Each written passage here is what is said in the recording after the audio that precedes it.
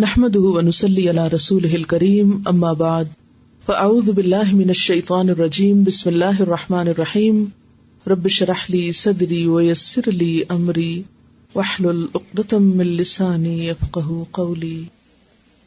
سبق نمبر 205 آیت نمبر 16 سے 30 تک، لیسن نمبر 205 آیت 16 to 30.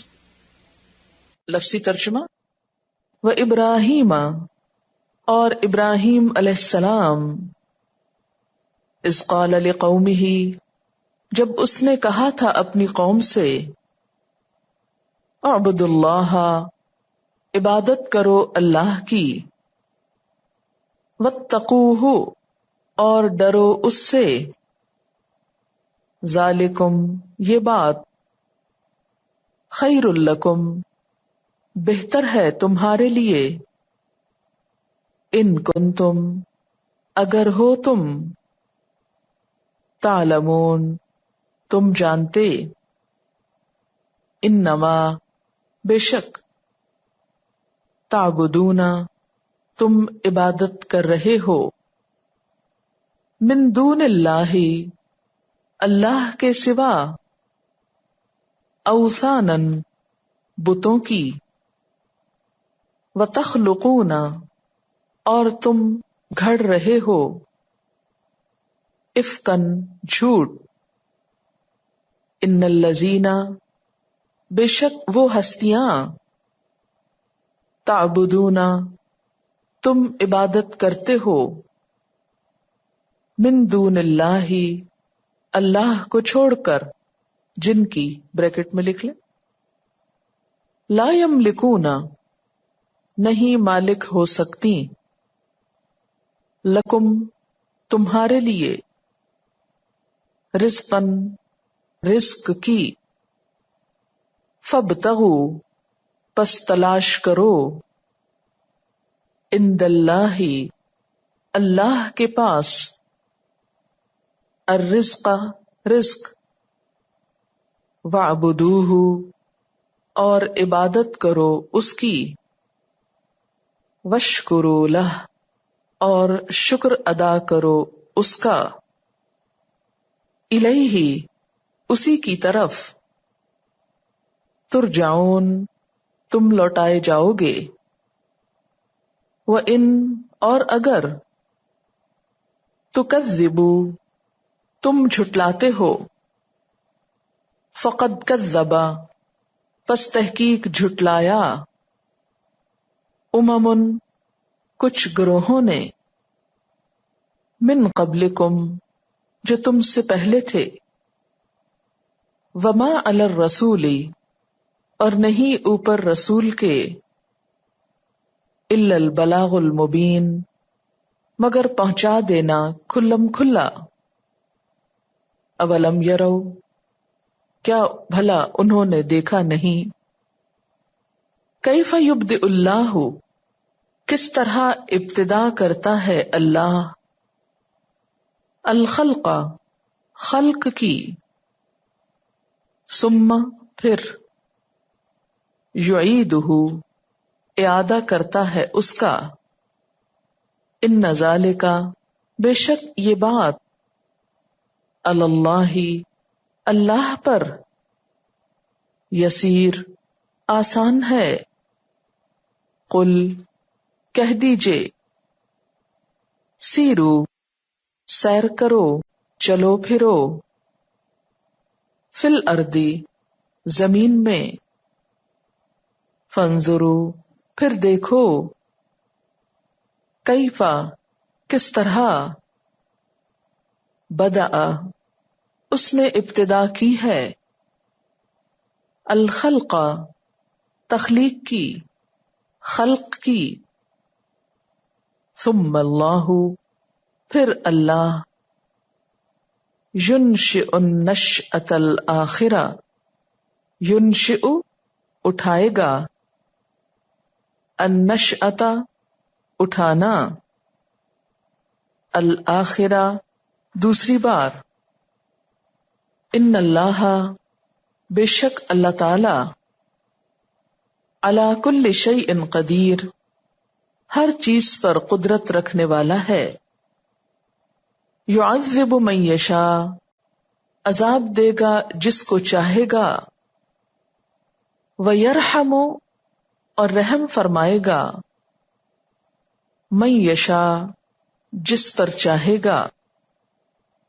وإلیہ، اور اسی کی طرف.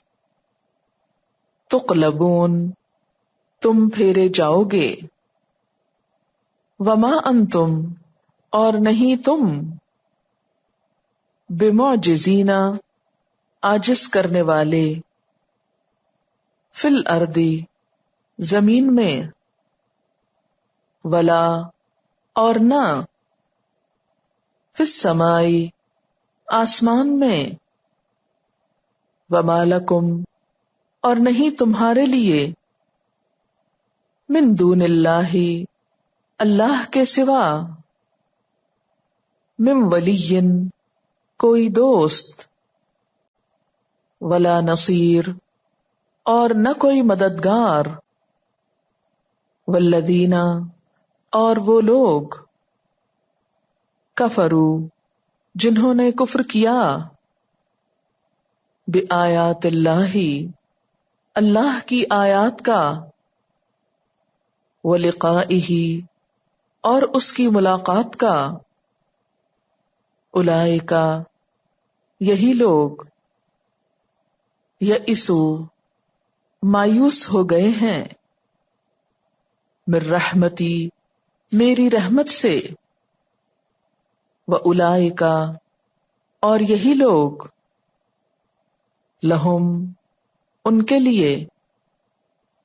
عذاب علیم، عذاب ہے دردناک. فما کانا، تو نہ تھا. جواب قومہ، جواب اس کی قوم کا. الا، مگر. ان، یہ کہ. قالو، انہوں نے کہا. اقتلوہ، قتل کر دو اس کو. او حرقوہ، یا جلا ڈالو اس کو. فانجاہ اللہ، تو بچا لیا اس کو اللہ نے. من النار، آگ سے. ان فی ذالک، بے شک اس میں. لآیات، البتہ نشانیاں ہیں. لقوم یؤمنون، اس قوم کے لیے جو ایمان لاتی ہو، جو مانتی ہو. وقال، اور اس نے کہا. انما، بے شک. اتخذتم، بنا لیا تم نے. من دون اللہ، اللہ کے سوا. اوثانا، بتوں کو. مودۃ بینکم، باہم محبت کا ذریعہ. فی الحیات الدنیا، دنیا کی زندگی میں. ثم، پھر. یوم القیامتی، قیامت کے دن. یکفر، انکار کرے گا. بعضکم، بعض تمہارا. ببعض، بعض کا. ویلعن، اور لعنت کرے گا. بعضکم، بعض تمہارا. بعضاً، بعض کا. ومأواکم، اور ٹھکانہ تمہارا. النار، آگ ہے. وما لکم، اور نہیں تمہارے لیے. من ناصرین، مددگاروں میں سے. یعنی کوئی مددگار. فآمنا، تو ایمان لایا. لہو، اس پر. لوطن، لوط علیہ السلام. وقالا، اور اس نے کہا. انی، بے شک میں. مہاجرن، ہجرت کرنے والا ہوں. الی ربی اپنے رب کی طرف، انہ بے شک وہ، هو العزیز وہ زبردست ہے، الحکیم حکمت والا ہے، ووہبنا لہ اور عطا کیا ہم نے اس کو، اسحاق ویعقوب اور یعقوب علیہم السلام، وجعلنا اور رکھ دی ہم نے، فی ذریتہ اس کی اولاد میں، النبوۃ نبوت، والکتاب اور کتاب، وآتیناہ اور عطا کیا ہم نے اس کو، اجرہ اس کا اجر، فی الدنیا دنیا میں، وانہ اور بے شک وہ، فی الآخرۃ آخرت میں، لمن الصالحین البتہ صالح لوگوں میں سے ہوگا، ولوطا اور لوط علیہ السلام، اذ قال لقومہ جب اس نے اپنی قوم سے کہا، انکم بے شک تم، لتأتون الفاحشۃ البتہ تم آتے ہو بے حیائی کو، ارتکاب کرتے ہو کھلی بے حیائی کا، ما سبقکم نہیں سبقت کی تم سے، بہا اس کی، من احد کسی ایک نے، من العالمین جہان والوں میں سے، اِنکم کیا بے شک تم، لتأتون الرجال البتہ آتے ہو مردوں کے پاس، وتقطعون اور تم کاٹتے ہو، السبیل راستے کو،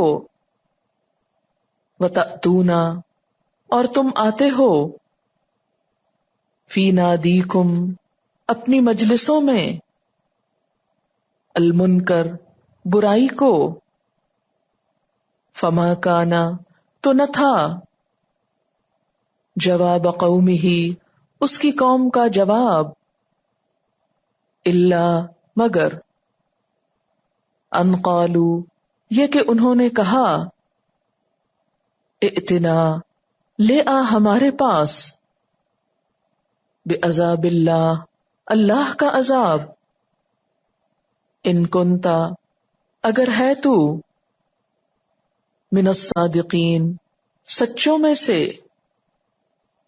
قالا کہا، رب انصرنی اے میرے رب مدد فرما میری، علی القوم المفسدین مفسد قوم پر، وابراہیم اور ابراہیم علیہ السلام، یعنی بھیجا ہم نے ابراہیم علیہ السلام کو۔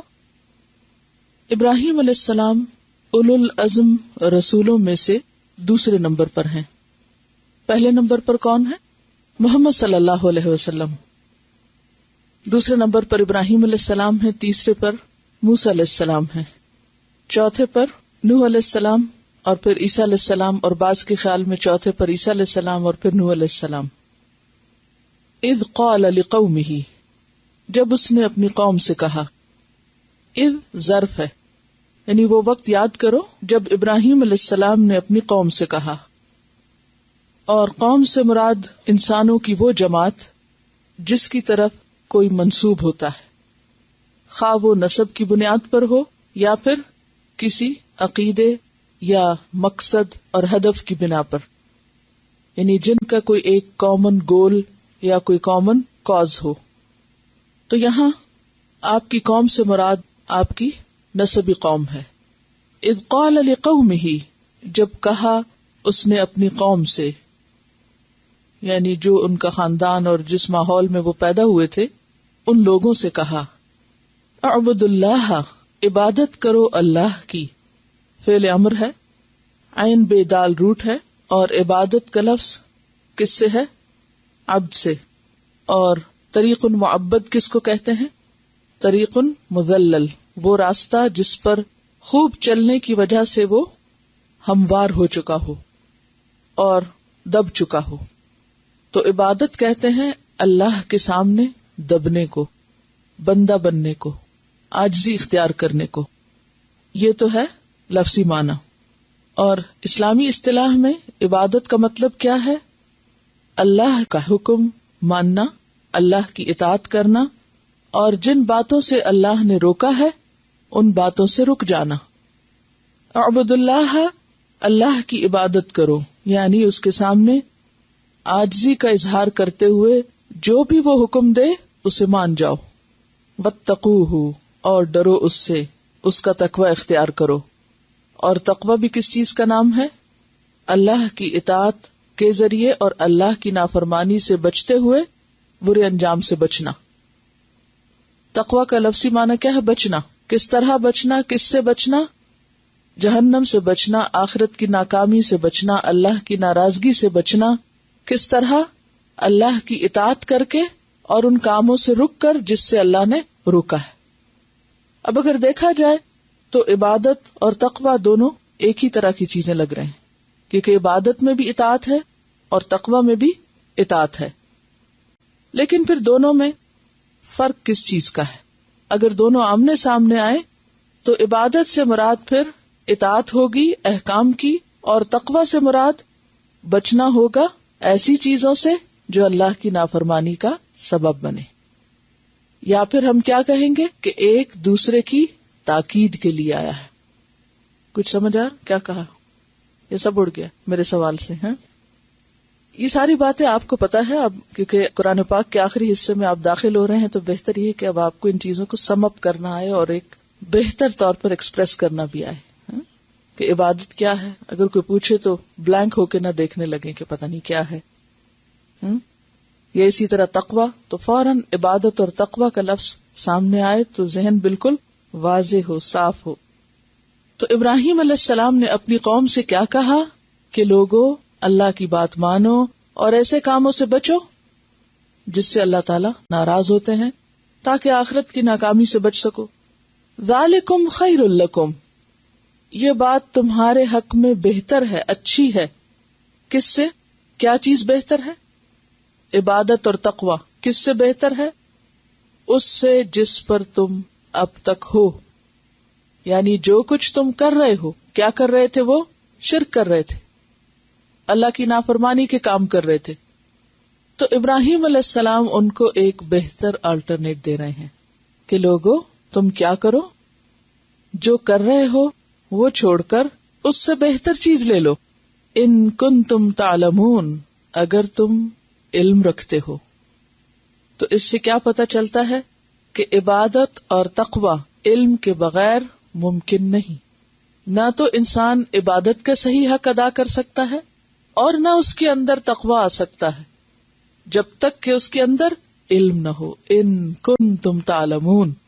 اور جو شخص علم رکھتا ہو، جانتا ہو، وہ بہتر چیز کا ہمیشہ انتخاب کرتا ہے. انسان تجارت میں دھوکہ کب اٹھاتا ہے؟ جب اس کو صحیح طور پر کسی چیز کی کوالٹی کا پتہ نہ ہو کہ بہتر کیا ہے.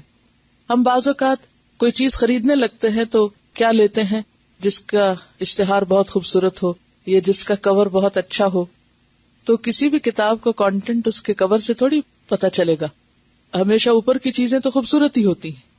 اسی طرح بعض اوقات آپ کسی انسان کو صرف اس کی ظاہری شکل و صورت، اس کے حال حلیے سے پسند کرتے ہیں، لیکن جب اس کی اصل صورتحال، اس کا اخلاق اور اس کے اندر کا کردار یا اندر کی کیفیات جھلک کر آپ کے سامنے آتی ہیں تو وہ محبت زیادہ پختہ ہوتی ہے بنسبت ایک ظاہری چیز کے. تو انسان کو علم کیا عطا کرتا ہے؟ بصیرت دیتا ہے، گہری نظر دیتا ہے، اچھے اور برے کا صحیح فرق بتاتا ہے، اور انسان کو بہتر چوائس کا موقع دیتا ہے. تو علم جو ہے وہ ایسی روشنی ہے جو انسان کے لیے دنیا اور آخرت دونوں میں کامیابی کا راستہ کھولتی ہے. علم ایک کی ہے. تو اعبد اللہ واتقوہ ذالکم خیر لکم ان کنتم تعلمون. اب دیکھیے کہ یہاں پر ابراہیم علیہ السلام کا ایک خوبصورت کردار نظر آتا ہے. ایک پیغمبر کا اپنی قوم سے خیرخواہی کا تعلق نظر آتا ہے، پیغمبرانہ طریقہ نظر آتا ہے کہ ایک شخص کیسے بھی ماحول میں ہو، قوم اس کے ساتھ کچھ بھی کر رہی ہو، لیکن اس کا رویہ اور اس کی دعوت اور اس کے پاس قوم کے لیے کیا ہے؟ خیرخواہی ہی خیرخواہی ہے. پھر ان کو بتایا کہ جو کچھ تم اب کر رہے ہو وہ کیوں نہیں درست. انما تعبدون، بے شک تم تو عبادت کر رہے ہو، من دون اللہ، اللہ کو چھوڑ کر. کن کی؟ اوثانن، بتوں کی. وثن کی جمع ہے جو پتھر یا چونے وغیرہ سے بنے ہوتے ہیں. اور اصنام کس سے بنے ہوتے ہیں؟ دھات سے. اور تمثال کسی بھی چیز سے، یعنی بالکل ہو بہو چیز بنانا، خواہ تصویر میں ہو یا مجسمے میں. تو وثن کہتے ہیں ہر وہ چیز جس کی اللہ کے سوا پرستش کی جائے. اور اگر صنم کے مقابلے میں ہو تو پھر باریک سا فرق کیا ہوتا ہے کہ جو پتھر سے بنا ہوتا ہے وہ وثن ہوتا ہے اور صنم دھات سے بنا ہوتا ہے. اوثانا وتخلقون افکن، وتخلقون، اور تم پیدا کرتے ہو یعنی گھڑ لیتے ہو. افکن، جھوٹ. افک کس کو کہتے ہیں؟ ہر وہ چیز جو اپنی اصل سے پھری ہوئی ہو، ہٹی ہوئی ہو. اور جھوٹ کو بھی افک کیوں کہتے ہیں؟ کیونکہ وہ اپنی اصل کے مطابق نہیں ہوتا. ہر وہ چیز جو اپنے اصل رخ سے پھیر دی جائے وہ افک ہوتی. قوم لوط کی بستیوں کو مؤتفقات کہا گیا. کیوں؟ کیونکہ وہ اپ سائڈ ڈاؤن کر دی گئی تھی، اٹھا کے الٹا کر دیا گیا تھا. اصل حالت کیا ہوتی ہے کہ چھت اوپر اور فرش نیچے. تو مؤتفقہ کیا ہوا؟ فرش اوپر اور چھت نیچے. وہ اصل صورت سے کیا کر دیا گیا؟ موڑ دیا گیا، رخ پھیر دیا گیا. اسی طرح مڑتی ہوئی ہواؤں کے لیے بھی یہ لفظ استعمال ہوتا ہے. اور واقع افک کے وقت بھی آپ کو یہ لفظ سمجھایا گیا تھا. وَتَخْلُقُونَ إِفْكًا، اور تم گھڑتے ہو جھوٹ، یعنی بات کو اس کی اصل حقیقت سے موڑ دیتے ہو. بات اصل میں ہے کچھ، تم کچھ اور بنا رہے ہو. تو اصل بات کیا ہے؟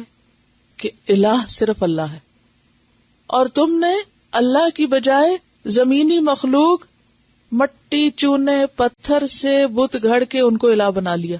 تو یہ کیا کیا؟ الٹ دیا نا سب کچھ. افک ہے یہ. اور تم نے ان کو الہ سمجھ لیا اور یہ کہا کہ آخرت میں بھی یہ ہماری سفارش کریں گے. تو یہ سب کچھ کیا ہے؟ جھوٹ ہے. ان الذین، بے شک وہ ہستیاں، تعبدون، جن کی تم عبادت کرتے ہو، من دون اللہ، اللہ کے سوا، اللہ کو چھوڑ کر تم جن کی بھی عبادت کرتے ہو، لا یملکون لکم رزقا، نہیں وہ مالک ہوتے تمہارے لیے رزق کے. کیونکہ یہ بتوں کے پاس کس لیے جاتے تھے؟ دنیا کے فائدے حاصل کرنے کے لیے. عام طور پر اگر آپ کسی بھی ایسی عبادت گاہ کی طرف جانے والوں سے ان کے مقاصد پوچھیں، وہ کیوں جاتے ہو، تو کیا بتائیں گے؟ روزگار کے لیے، دنیاوی فائدوں کے لیے، اولاد کے لیے، یعنی دنیاوی مسئلے مسائل کے حل کے لیے. اور یاد رکھیے کہ یہ صرف دیگر مذاہب میں ہی نہیں، افسوس یہ کہ ہم مسلمانوں کے اندر بھی یہ بات اچھی طرح راسخ ہو چکی ہے کہ دین کی طرف کیوں آؤ، مسجد کیوں جاؤ، اور اگر مسجد سے کچھ نہ ملے تو مزار پہ چلے جاؤ. کس لیے جاتے ہیں لوگ مزاروں پہ؟ ان اوثان کی، وہ بھی تو اوثان ہی ہے نا. کیسے؟ کس سے بنے ہوئے؟ مٹی اور پتھر سے. جی ہاں. تو ان اوثان کے پاس بھی لوگ دنیاوی مطلبوں کے لیے جاتے ہیں، روزگار، اولاد وغیرہ وغیرہ. تو ابراہیم علیہ السلام نے ان کو سمجھایا کہ جن کو تم پوچھتے ہو اللہ کو چھوڑ کر، لا یملکون، نہیں وہ مالک ہوتے، لکم تمہارے لیے، رزقن کسی رزق کے، ان کے ہاتھ میں تو کچھ ہے ہی نہیں. فابتغوا عند اللہ الرزق، رزق اللہ کے ہاں تلاش کرو. فابتغوا کس سے ہے؟ فابتغوا بغش سے، چاہنا، تلاش کرنا. کیونکہ وہ مالک ہے رزق کا، یا نہیں؟ بارش وہ برساتا ہے، سورج وہ نکالتا ہے، زمین کو وہ حکم دیتا ہے، زمین کے اندر ساری طاقت اس نے رکھی ہے کہ طرح طرح کے رنگ، ذائقے اور فائدے کی چیزیں پیدا کرو، نکالو اپنے سے۔ اب آپ دیکھیے کہ ابراہیم علیہ السلام کتنے اچھے طریقے سے اپنی قوم کو سمجھاتے ہیں۔ صرف یہ نہیں کہتے کہ یہ نہ کرو، بلکہ یہ بھی بتاتے ہیں کیوں نہ کرو، پھر یہ بھی بتاتے ہیں کیا کرو، کیسے کرو۔ وَاعْبُدُوهُ وَاشْكُرُوا لَهُ، اور اس کی عبادت کرو اور اس کا شکر ادا کرو، اس کا شکر ادا کرو۔ تو عبادت اور شکر ساتھ ساتھ ہیں، یعنی اگر تمہیں اپنی دنیا اور آخرت کی ضروریات کے لیے کسی سے رجوع کرنا ہے تو اللہ ہی سے کرو، اور اگر تم چاہتے ہو کہ تمہاری وہ نعمتیں برقرار رہیں تو اس کے لیے شکر ادا کرو۔ نعمتوں کے حصول کے لیے اللہ کا در کھٹکھٹاؤ اور نعمتوں کی بقا کے لیے اس کے شکر گزار بندے بنے رہو۔ تو شکر جو ہے عبادت کا حصہ ہے، اور عبادت اصل میں ہوتی بھی کس لیے ہے؟ شکر کے لیے، ادائیگی شکر کے لیے۔ اس لیے قرآن کا آغاز کس سے ہوتا ہے؟ الحمدللہ سے ہوتا ہے۔ اور یہ ایک حقیقت ہے کہ جس بندے کی نظر اس پر ہو کہ یہ نعمتیں مجھے اللہ نے دی ہیں، تو پھر ہو نہیں سکتا کہ اس کے دل سے شکر کے جذبات اس کی زبان پر ذکر کی صورت میں یا اظہار نعمت کی شکل میں نہ آئیں۔ وَاعْبُدُوهُ وَاشْكُرُوا لَهُ، گویا شکر کے بغیر عبادت مکمل نہیں ہوتی۔ یہاں آپ دیکھیے دین کی وسعت کہ نعمت کی طلب کے لیے ٹھیک ہے، رزق، روزگار، اولاد، ان سب چیزوں کے لیے بھی تم اللہ کا در کھٹکھٹاؤ، لیکن صرف اس لیے نہیں بلکہ جو کچھ اس نے تمہیں اس سے پہلے دے رکھا ہے اس پر بھی شکر ادا کرو۔ الیہ ترجعون، اسی کی طرف تم سب لوٹائے جاؤ گے، تمہاری واپسی اس کی طرف ہے، لہذا واپسی کی تیاری کس طرح کرو؟ عبادت اور شکر کر کے۔ کل بات ہوئی تھی نا کہ آپ کسی کی ملاقات کے لیے جاتے ہیں تو آپ کیا کرتے ہیں؟ تیاری کرتے ہیں، یا کوئی آپ کی ملاقات کے لیے آتا ہے تو آپ کیا کرتے ہیں؟ تیاری کرتے ہیں۔ تو یہاں بار بار یاد دہانی کرائی جا رہی ہے، یعنی قرآن مجید میں، کہ تمہاری واپسی اس کی طرف، تمہیں ایک دن ملنا ہے اس سے جا کے، تم اس کے سامنے کھڑے ہوگے، کس حال میں کھڑے ہوگے؟ خالی دامن، تہی دامن نہیں، کچھ تیاری کر لو، اور وہ تیاری کیا ہے؟ عبادت اور شکر گزاری۔ الیہ ترجعون۔ اب اس سے آپ دیکھیے کہ دعوت دین کا کس قدر خوبصورت طریقہ ہے، لوگوں کے جذبات، ان کی ضروریات کا بھی لحاظ رکھا گیا، اور پھر مادی چیزوں سے اوپر اٹھا کر شکر گزاری کے جذبات بھی دل میں پیدا کیے گئے۔ الیہ ترجعون، اسی کی طرف تم لوٹائے جاؤ گے۔ واپسی کا بھی احساس دلایا گیا، کیونکہ اس احساس کے بغیر کوئی بھی چیز مکمل نہیں ہوتی۔ کیونکہ کوئی بھی کام انسان کیوں کرے؟ ہر کام کا ایک مقصد ہوتا ہے نا، اس کا ایک اینڈ ہوتا ہے۔ جب تک مقصد سامنے نہ ہو تو انسان کی کوششیں بکھری ہوئی ہوتی ہیں۔ کون سی چیز انسان کو منظم کرتی ہے، آرگنائزڈ کرتی ہے؟ اس کا مقصد، کہ سینٹر آف لائف کوئی چیز ہونا چاہیے۔ اگر اللہ کی ذات ہمارا سینٹر آف لائف ہے، آخرت کی کامیابی ہمارا مقصد اور گول ہے، تو پھر کیا ہوگا؟ ہم اپنی زندگی کے ایک ایک لمحے کو، ایک ایک کام کو کس طرح کریں گے؟ صحیح طریقے پر کریں گے کہ وہ سب کچھ ہمیں الٹیمیٹلی وہاں جا کر فائدہ دے۔ تو گول اورینٹڈ ہونا بہت ضروری ہے، بامقصد زندگی گزارنا بہت ضروری ہے۔ اگر مقصد نہیں تو انسان اپنے آپ کو ضائع کر دیتا ہے، اس کے اوقات، اس کی صلاحیت، اس کی قوت ضائع ہو جاتی ہے، کیونکہ وہ ادھر ادھر گھومتا پھرتا رہتا ہے۔ کبھی کچھ کر لیا، کبھی دل نے کچھ چاہا کر لیا، کبھی کسی نے کچھ کہا وہ کر لیا، کبھی موڈ کسی بات پہ آ گیا وہ کر لیا، اور کبھی کسی چیز سے بفر گئے تو کچھ بھی نہ کیا۔ تو جو شخص بامقصد ہوتا ہے، نہ وہ موڈ کے تابع ہوتا ہے، نہ وہ لوگوں کے تابع ہوتا ہے، نہ وہ خواہشات کے تابع ہوتا ہے، وہ ایک ہی ہستی کے تابع ہوتا ہے، اور وہ وہی کرتا ہے جو وہ چاہتا ہے۔ اب دیکھیے کہ ہماری زندگی میں ایک بڑا حصہ ہمارے مرضی کا ہوتا ہے نا، ہم اپنی مرضی کے کام کرنا چاہتے ہیں، لیکن جس دل میں اللہ بس جائے، اللہ کی محبت دل میں آ جائے، تو پھر کیا ہوتا ہے؟ وہ دل خود بخود ادھر جانے لگتا ہے۔ پھر ہماری مرضی بھی کیا ہو جاتی ہے؟ جو اللہ کی مرضی ہوتی ہے۔ تو کتنا آسان ہو جاتا ہے نا پھر سب کچھ کرنا. اور اگر اللہ کی محبت وہاں نہیں، وہ کچھ چاہتا ہے اور ہمارے موڈ اور مرضیاں کچھ اور چاہتے ہیں، تو پھر انسان توازن قائم نہیں کر سکتا زندگی میں. وَإِن تُكَذِّبُوا، اور اگر تم جھٹلاتے ہو، یعنی بات نہیں مانتے، یعنی مجھے جھوٹا قرار دیتے ہو، فَقَدْ كَذَّبَ أُمَمٌ مِّن قَبْلِكُمْ. اب یہاں پر تُكَذِّبُوا سے خطاب اہل مکہ کو ہے کہ جو لوگ محمد صلی اللہ علیہ وسلم کو جھٹلا رہے ہیں تو انہیں یاد رکھنا چاہیے کہ فَقَدْ كَذَّبَ أُمَمٌ مِّن قَبْلِكُمْ، پس تحقیق جھٹلایا تھا کئی امتوں نے تم سے پہلے. وَمَا عَلَى الرَّسُولِ، اور نہیں ہے رسول پر، کس رسول پر؟ محمد صلی اللہ علیہ وسلم پر، إِلَّا الْبَلَاغُ الْمُبِينُ، مگر پہنچا دینا کھلم کھلا، بلاغ مبین. پیچھے نوح علیہ السلام کا واقعہ بتایا گیا، پھر ابراہیم علیہ السلام کا واقعہ بتایا گیا اور ان کی مثالیں دے کر اہل مکہ کو سمجھایا گیا. پھر کہا گیا کہ اگر تم بات نہیں مانتے نہ مانو، دیکھ لو پھر تم سے پہلے جن قوموں نے نہیں مانا تھا ان کا انجام کیا ہوا، اور تم مانو یا نہ مانو ہمارے پیغمبر کی ذمہ داری کیا ہے کہ وہ بات اس طرح پہنچا دے کہ لوگوں کو سمجھ آ جائے. صرف بلاغ نہیں کہا گیا، کیا کہا گیا؟ بلاغ مبین. اور مبین کا لفظ جو لازم بھی ہے اور متعدی بھی ہے. انشاءاللہ جب آپ فعل لازم متعدی پڑھیں گے تو اس میں اس اگزامپل کو یاد رکھیے. لازم کیا ہے؟ جو سیلف ایکسپلینیٹری ہے، اور متعدی کیا ہے؟ جو دوسروں کو بھی واضح کرنے والا ہے. یعنی پیغمبر جو کچھ بھی دے کر بھیجے گئے اور پیغمبر جو کچھ بھی کنوے کر رہے ہیں وہ اتنا واضح ہے، سیلف ایکسپلینیٹری ہے، روشن ہے، ظاہر ہے، بین ہے کہ اس میں شک کی گنجائش ہی کوئی نہیں. اور اسی طرح پیغمبر جو کچھ لایا ہے، کیا کیا لایا ہے پیغمبر؟ قرآن، سنت. اور قرآن و سنت مشتمل ہیں کن چیزوں پر؟ عقائد، عبادات، اقوال، اعمال سے متعلق بہت سی چیزوں پر.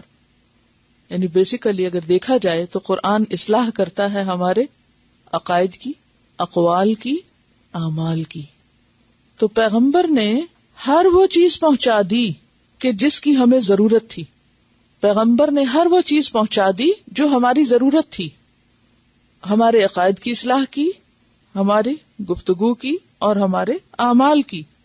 تو خلاصہ یہ ہے کہ پیغمبر کی لائی ہوئی شریعت واضح ہے، بین ہے اور تمام شکوک و شبہات کا ازالہ کرنے والی ہے.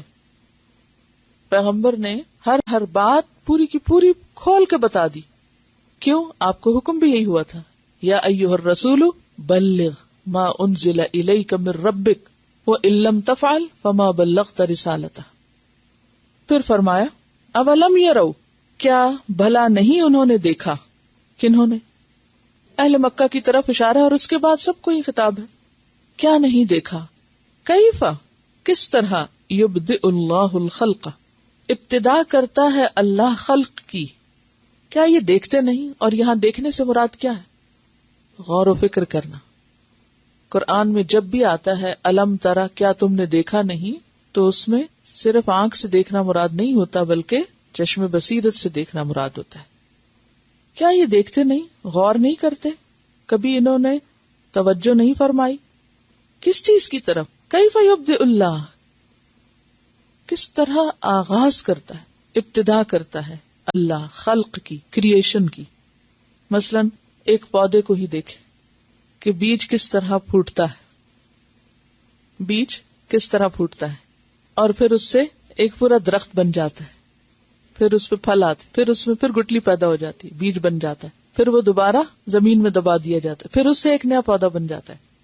ثم یعیدہ، پھر اس کا اعادہ کرتا ہے، پھر اس کو ریپیٹ کرتا ہے، پھر اس کو دہراتا ہے. یعنی اس سائیکل کو دیکھیں تو صحیح، خلق کے، کریشن کے، یہ سب کیسے ہو رہا ہے کہ ایک بیج میں پورے درخت کی پلاننگ ہے. وہ ایک چپ ہے، مائکرو چپ، جس میں ساری انفارمیشن ہے. کس کی؟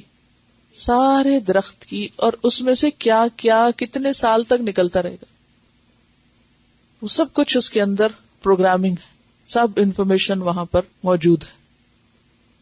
کس طرح اللہ تعالیٰ اس کو زمین کے اندھیروں میں نرم کرتا ہے، پھر پھاڑتا ہے، پھر زمین کی قوت، پھر آسمان کی باہر کی فضا اندر کی فضا دونوں مل کر، نہ ہی پودا سارا زمین کے اندر اگ سکتا ہے اور نہ ہی سارا باہر اگ سکتا ہے، دونوں کا باہم تعاون ہوتا ہے، اور کس طرح اس کا آغاز ہوتا ہے۔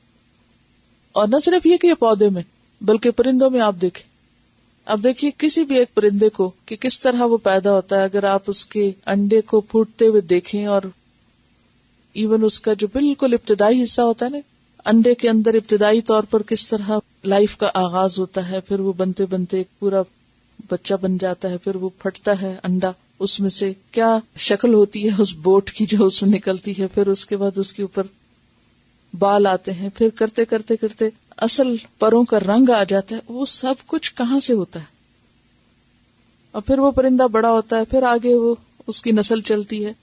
تو دنیا میں ہی اللہ نے تمہارے لیے غور و فکر کے بے پناہ مواقع رکھ دیے، آغاز اور اختتام، اور پھر اس کا سائیکل چلتا رہتا ہے۔ تو یہ ایک جگہ جا کے رک کیوں جائے گا؟ رکے گا نہیں، اس اینڈ سے پھر آغاز ہو جائے گا۔ جس طرح اللہ دن اور رات کو بدلتا رہتا ہے، جس طرح اللہ تعالیٰ ایک چیز کو پیدا کرتا ہے پھر اسی میں سے دوبارہ خلق نکال دیتا ہے، اسی طرح اس دنیا سے آخرت پیدا ہو جائے گی، اور اس مرنے کے بعد تم دوبارہ اٹھ جاؤ گے۔ کیف یبدئ اللہ الخلق، اور پھر یہ کہ ابھی تو یہ سائیکل چل رہا ہے، لیکن وہ بالکل جو آغاز تھا وہ کیسے ہوا، اس پر غور کرو۔ ان ذالک علی اللہ یسیر، بے شک یہ سب اللہ پہ بہت آسان ہے۔ کیا آسان ہے؟ خلق اور اعادہ دونوں آسان ہیں، پہلی تخلیق اور تخلیق ثانی، اور اس کے لیے ابتدا بھی بہت آسان تھی۔ اب تو ہم کہتے ہیں نا کہ وہ سائیکل چل رہا ہے، لیکن اس سائیکل کا آغاز کہاں سے ہوا تھا، وہ نقطہ آغاز کیا تھا، وہ بھی اس کے لیے کچھ مشکل نہیں تھا۔ جیسے کہ قرآن پاک میں آتا ہے ان مثل عیسی عند اللہ کمثل آدم خلقہ من تراب، عیسیٰ علیہ السلام کی مثال کیا؟ جیسے آدم کی ہے، اس کو اللہ نے مٹی سے بنایا۔ اگر آدم کو اللہ تخلیق کر سکتا تو عیسیٰ کو بن باپ کی کیوں نہیں تخلیق کر سکتا؟ اور اس کے کرنے کے لیے کسی بھی کام کو کیا کرنا ہوتا ہے؟ انما امرہ اذا اراد شیئا ان یقول لہ کن، اور دیر کتنی لگتی ہے؟ وما امرنا الا واحدۃ کلمح بالبصر، آنکھ کے جھپکنے سے بھی کم دیر میں، یعنی جتنی دیر میں تم آنکھ جھپکتے ہو اتنی دیر میں اللہ کا حکم وجود میں آ چکا ہوتا ہے، اس کے لیے کچھ مشکل نہیں ہے۔ تو اس لیے یہاں بھی کیا فرمایا، ان ذالک علی اللہ یسیر، یہ سب کچھ اللہ پر بہت آسان ہے۔ جیسے کہ ایک اور جگہ بھی آتا ہے کہ اللہ تعالیٰ نے خلق کی ابتدا کی اور پھر اس کا اعادہ کرتا ہے، وَهُوَ أَهْوَنُ عَلَيْهِ، اور وہ اس سے بھی زیادہ آسان ہے۔ لوگوں کے لیے دوبارہ پیدا کرنا مشکل لگتا، فرمایا پہلی پیدائش اگر اس کے لیے مشکل نہیں تھی تو دوسری تو بہت آسان ہے، کیونکہ کسی بھی چیز کی ریپیٹیشن کرنے سے آسانی ہوتی چلی جاتی ہے۔ آغاز کسی بھی چیز کا مشکل ہے، تو وہ کریٹر ہے، انوویٹر ہے، تو اس نے جو کچھ بنایا پہلی دفعہ، اس کے لیے کسی چیز کو ختم کرنا ہو، دوبارہ بنا، کچھ مشکل ہے۔ سب لوگ کس طرح پیدا ہو جائیں گے؟ ایک ڈانٹ سے، فَإِنَّمَا هِيَ زَجْرَةٌ وَاحِدَةٌ فَإِذَا هُمْ بِالسَّاهِرَةِ، تو سارے کے سارے اس حشر کے میدان میں موجود ہوں گے۔ تم کیا سمجھتے ہو کہ تمہیں قبروں سے نکالے گا کون، پیدا کون کرے گا؟ اس لیے تمہیں مشکل لگ رہا ہے پیغمبر کی بات ماننا؟ تم نے اللہ کی طاقت اور قدرت کو پہچانا ہی نہیں، تم جانتے ہی نہیں۔ خلاصہ کیا ہے کہ آغاز میں ابراہیم علیہ السلام نے قوم کو اللہ کی عبادت کے لیے کہا، پھر اس کے بعد بتوں کی بندگی چھوڑنے کے لیے کہا، پھر عبادت اور شکر کی طرف توجہ دلائی، اور پھر ان کی مثال سے اہل مکہ کو سمجھایا، اور پھر کچھ کائنات کی تخلیق کی مثال سے لوگوں کو درس توحید دیا گیا۔ اور پھر یہاں تخلیق کا آغاز اور اس کی انتہا اور پھر دوبارہ پیدا کرنا، اس کے لیے کہا کہ اگر مزید سمجھنا چاہو تو کیا کرو، قل سیروا فی الارض، سیر کرو زمین میں، چلو پھرو۔ سیر دو طرح کی ہوتی ہے، ایک ہوتی ہے جسمانی سیر اور ایک ہوتی ہے قلبی سیر۔ قلبی سیر گھر میں رہ کے بھی ہو سکتی ہے، مثلاً کتاب پڑھ لیں، آپ کتاب پڑھیں گے تو کیا ہوگا، سیر ہی کر رہے ہوں گے نا، تو آپ کا دل دماغ لگے ہوئے ہیں، آپ کوئی ایسی چیز دیکھتے ہیں، کسی لیبارٹری میں کھڑے ہیں تو وہاں بھی آپ سیر ہی کر رہے ہیں۔ تو سیر کا لفظی معنی اگرچہ چلنا ہوتا ہے، لیکن یہاں چلنے سے مراد صرف گھر سے باہر نکل کے گھوم پھر کے آنا نہیں، ہو تو بہت سے لوگ صبح کی سیر کرتے ہیں لیکن کچھ سیکھے بغیر واپس آتے ہیں، کوئی ایک سبق لیے بغیر. کیوں؟ اس لیے کہ ان کا قلب حاضر ہی نہیں ہوتا، وہ دنیا ہی کے فکروں میں ڈوبا ہوا ہوتا ہے. وہ آنکھیں کھول کے دیکھتے ہی نہیں کہ دائیں بائیں پتے کیسے نکل رہے ہیں، پھول کیسے نکل رہے ہیں، پتوں کے رنگ کیسے بدل رہے ہیں، کتنا سبزہ ہو چکا ہے، کون سے پھول کتنے دن زندہ رہے ہیں، کب ختم ہو گئے ہیں، کون سا کلر کس طرح فیڈ ہوا ہے، اور یہ کون کر رہا ہے اور کیوں کر رہا ہے. کوئی توجہ نہیں دائیں بائیں. تو ایک مومن کے لیے یہ بھی عبادت ہے، یہ بھی سراسر عبادت ہے. یاد رکھیے عبادت دو طرح کی ہوتی ہے، ایک شرعی عبادت ہوتی ہے اور ایک کونی. کونی کیا ہے؟ کہ کائنات میں غور و فکر کے ذریعے اللہ کی معرفت اور اس کی اطاعت کا جذبہ لینا. اور اس میں ہم دیکھتے ہیں کہ کائنات کی ہر چیز اللہ کی عبادت کر رہی ہے. جس سورۃ مریم میں آتا نا، ان کل من فی السماوات والارض الا آتی الرحمن عبدا. آسمان اور زمین میں جو بھی کوئی ہے وہ سب کیا ہیں؟ رحمان کے بندے ہیں، سب اس کی عبادت میں لگے ہوئے ہیں. اور دوسری ہوتی ہے شرعی، وعباد الرحمن الذین یمشون علی الارض ہونا، یہ بھی عبادت ہے. یمشون علی الارض ہونا واذا خاطبهم الجاہلون قالوا سلاما، یہ بھی عبادت ہی کا طریقہ ہے. تو کائنات کی ہر چیز جس طرح اللہ کی عبادت کر رہی ہے، تو ہمارے جسم کی بھی ہر چیز اللہ کی اطاعت میں لگی ہوئی ہے. اب جسمانی جو ہماری صلاحیتیں ہیں یا ہمیں اللہ نے جو قدرتیں دی ہیں، پھر ان سے ہم یا تو اللہ کو پہچانتے ہیں اور یا پھر فطرت سے ان کو دور کر کے اور چیزوں میں لگا دیتے ہیں. تو یہاں کیا کہا گیا؟ سیرو فی الارض، زمین میں چلو پھرو، مشاہدہ کرو، باہر نکلو یا پھر گھر میں بیٹھ کے کوئی ایسی چیز دیکھ لو، پڑھ لو، غور کرو. فانظروا، پھر دیکھو، اپنے جسم سے اپنی آنکھوں سے پہچاننے کا کام لو. کس چیز کو؟ کیف بدأ الخلق، اس نے خلق کی ابتدا کیسے کی. یہ حکم کس کو دیا گیا ہے لیکن عمل کس نے کیا ہے؟ سوچئے نا ذرا. یہ حکم کس کو دیا گیا تھا کہ زمین میں چلو پھرو، دیکھو، مشرق و مغرب میں گھومو اور خلق کی ابتدا پر غور کرو. کیف بدأ الخلق، ہم نے اس کی صرف تلاوت کی ثواب کے لیے اور عمل نہیں کیا. دوسروں نے اتنا تو عمل کر لیا، اگلی بات نہیں مانی. ثم اللہ ينشئ النشأة الآخرہ، پھر اللہ پیدا کرتا ہے پیدائش دوسری. یعنی اس زمین کے پیدا کرنے کے بعد، آغاز کے بعد ان سب کا اختتام ہوگا، پھر ایک اور دفعہ سب کچھ پیدا کر دے گا. اب اگر کوئی مسلمان یہ جاننے کی کوشش کرتا تو پھر کیا ہوتا؟ وہ آدھی بات نہ کرتا، وہ اس سے دوسرا سبق بھی نکال کر دوسروں کو بتاتا کہ لوگوں، یہ زندگی صرف یہی زندگی نہیں، اس زندگی کے بعد ایک اور زندگی بھی ہے جہاں حساب کتاب بھی ہونا ہے. تو پورا سبق کیا ہے؟ کیف بدأ الخلق ثم اللہ ينشئ النشأة الآخرہ. اور خلق میں کیا کیا چیز شامل ہے؟ سب کچھ، انسان، حیوان، چرند پرند، پتنگے، کیڑے مکوڑے، سمندر کی مخلوق، پتھر، نباتات، ستارے، سیارے، یہ سب کچھ اس میں خلق میں سب اللہ کے سوا ہر چیز خلق ہے. کیف بدأ الخلق. ٹھیک ہے، اگر ہم اس بڑے پیمانے پر اصل نقطے کو نہیں بھی پہنچے تو کم از کم اتنا تو کریں کہ ہر چیز کیسے پیدا ہوتی ہے، اس کا آغاز کیسے ہوتا ہے، اس کو تو جانیں یا نہیں ضرورت. اور اس میں اللہ کے معجزات نظر آتے ہیں.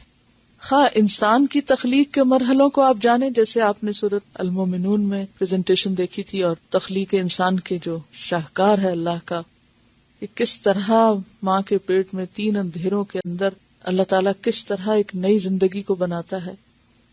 خواہ وہ پھر پرندوں کی تخلیق ہو، خواہ وہ پھر پودوں کی تخلیق ہو، یا ستاروں کا بننا اور بکھرنا ہو، یا کسی بھی چیز کا، بادلوں کا بننا اور بکھرنا، ہر چیز کی ابتدا اور آغاز اور اس کی اس سارے طریقے کو دیکھنا کیا سکھاتا ہے. اور کیوں دیکھو؟ تاکہ اللہ کی قدرت پہچانو اور دوسری پیدائش کو مان جاؤ. ثم اللہ ينشئ النشأ، نشأ کس کو کہتے ہیں؟ پیدائش کو. جیسے خلق ہے نا، ایسے ہی نشأ بھی پیدائش ہے، لیکن دوسری دفعہ کی پیدائش مراد ہے. خلق اور ایجاد، اللہ نے تخلیق کے کام کے لیے عورت کو چنا. لیکن عورت کبھی بھی خوش نہیں ہوئی اس سے اور کبھی شکر ادا نہیں کیا. ثم اللہ ينشئ النشأة الآخرہ ان اللہ علی کل شیء قدیر. نتیجہ کیا ہے، خلاصہ کیا ہے، یہ سب کرنے کا مقصد کیا ہے؟ کیا جانو تم کہ اللہ ہر چیز پہ قدرت رکھتا ہے، قادر ہے. بات یہ ہے کہ اللہ تعالیٰ نے اپنی پہچان کے لیے زمین و آسمان میں بے شمار نشانیاں رکھی، اور قرآن پاک میں اللہ تعالیٰ نے یہ بھی فرمایا کہ ہم یہ نشانیاں دکھائیں گے تم کو. سنریہم آیاتنا فی الآفاق وفی انفسہم حتی یتبین لہم انہ الحق. ان قریب ہم اپنی نشانیاں ان کو آفاق میں، ان کی اپنی جان میں، جسم میں دکھائیں گے، یہاں تک کہ یہ بات کھل کے سامنے آ جائے گی کہ بے شک وہی حق ہے، وہ سچا معبود ہے. لیکن ہم نے اس چیز کو غیر ضروری قرار دیا. قرآن میں بار بار لعلکم تعقلون، تتفکرون اور انظروا الم ترى، عقل استعمال کرنے، سماعت اور بصر کو استعمال کرنے، دل کو استعمال کرنے کی بارہا دعوت ہے. اور یاد رکھیے کہ جب انسان یہ جان لیتا نا کہ اللہ ہر چیز پہ قادر ہے تو پھر اس کی زندگی کی اصلاح ہو جاتی، عقیدہ تقدیر پر بھی اس کا ایمان ہو جاتا ہے، اور صحیح معنوں میں اللہ کی عبادت کا حق ادا ہوتا ہے. پھر انسان کے اندر مایوسی نہیں آتی، پھر انسان ایک نیا انسان بن جاتا ہے جب وہ اللہ کی معرفت اختیار کرتا ہے، اور خاص طور پر اس کی قدرت کا اس کو یقین ہوتا ہے. اور پھر مرنا اور مرنے کے بعد دوبارہ اٹھنا اور حساب کتاب دینا، ان سب چیزوں کو سمجھنا آسان ہو جاتا ہے. اور اس کی قدرت کی علامت کیا ہے؟ یعذب من یشاء، وہ عذاب دے گا جس کو چاہے گا، جسے چاہے گا سزا دے گا. ویرحم من یشاء، اور رحم فرمائے گا جس پہ وہ چاہے گا. وإلیہ تقلبون، اور اسی کی طرف تم پھیرے جاؤ گے. قلب کس کو کہتے ہیں؟ الٹ پلٹ ہونے کو، یعنی اسی کی طرف تم موت کے بعد واپس پلٹائے جاؤ گے. لہذا عبادت پھر کیا ہے؟ اسی کو راضی کرنا، اسی کا بن کے رہنا. وما انتم بمعجزین فی الارض، اور نہیں ہو تم عاجز کرنے والے کس کو؟ اللہ کو. فی الارض، زمین میں، یعنی اللہ تمہیں جب چاہے جہاں چاہے پکڑ سکتا ہے، تم اس کو ہرا نہیں سکتے. گویا زمین و آسمان میں اسی کی تقدیر نافذ ہوتی ہے، اسی کے فیصلے عمل میں آتے ہیں. وما لکم، اور نہیں تمہارے لیے، من دون اللہ، اللہ کے سوا، من ولی، کوئی دوست، ولا نصیر، اور نہ کوئی مددگار. مزید سیکھنے کی چیز اس میں کیا ہے کہ اصل دوست ولی کس کو کہتے ہیں؟ جو قریب ہو یا جس کے ہاتھ میں سارے معاملات ہوں، متولی الامور. کہ اللہ کے سوا نہ کوئی تمہارا ایسا قریبی دوست ہے جو تمہیں مشکل میں کام آئے، اور نہ ہی تمہارا کوئی مددگار ہے جو آخرت میں تمہیں اس کے عذاب سے بچا سکے. والذین کفروا بآیات اللہ، اور وہ لوگ جو اللہ کی آیات کا انکار کرتے ہیں، ولقائہ، اور اس کی ملاقات کا. تو اس سے پتہ کیا چلتا ہے کہ ایمان میں کیا ضروری ہے؟ ایمان بالآخرت، اللہ کی ملاقات. ملاقات کیسے ہوگی اللہ سے؟ دو ملاقاتیں ہیں، ایک تو سب کی ہے اور ایک خاص لوگوں کی ہے. سب کی کس لیے ہوگی؟ حساب کتاب کے لیے ہوگی، اور یہ پردے کے پیچھے سے ہوگی. اور دوسری ملاقات ہے خاص ملاقات، جو اللہ صرف اپنے محبوب بندوں کو کرائے گا. اللہ کے محبوب بندے ایک وفد کی شکل میں اللہ کے حضور پیش کیے جائیں گے. تو جو لوگ دنیا میں اللہ کی آیات کا انکار کرتے ہیں اور آخرت میں اس کی ملاقات کا انکار کرتے ہیں، یہ وہ لوگ ہیں اولئک یئسوا من رحمتی، جو میری رحمت سے مایوس ہو گئے، ہو چکے ہیں.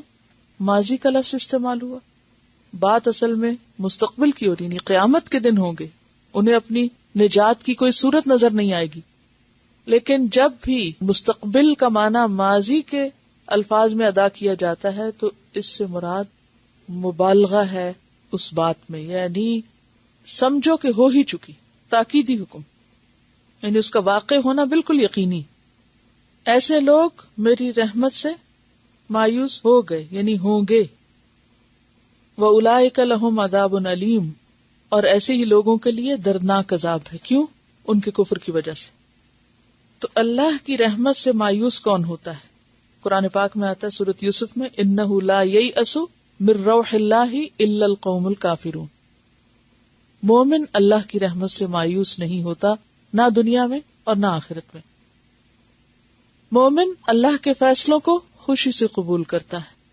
مومن اللہ کے فیصلوں پر راضی رہتا ہے. مومن انتہائی مشکل سے مشکل حالات میں بھی صبر کرتا ہے. کیا سوچ کر؟ کہ اللہ تعالیٰ میرے لیے کبھی بھی برا نہیں چاہتا، اس کے ہر فیصلے میں میرے لیے بھلائی. تو تقدیر پہ راضی ہونا انسان کے دل کو ٹھنڈک سے بھر دیتا ہے. اس پہ غور بھی نہیں کرتے اور غور کرنے کے بعد کسی نتیجے پر بھی نہیں پہنچتے. بعض اوقات غور کرتے بھی ہیں تو سرسری اوپر کا اصل سبق نہیں لیتے.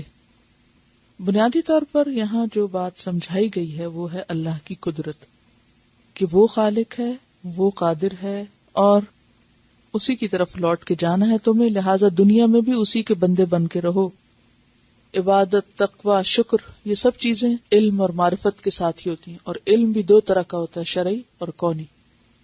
شرعی علم بھی ہمیں بصیرت عطا کرتا ہے کہ ہم اللہ کا کیسے شکر کریں، عبادت کریں، تقوی کیسے پیدا ہو.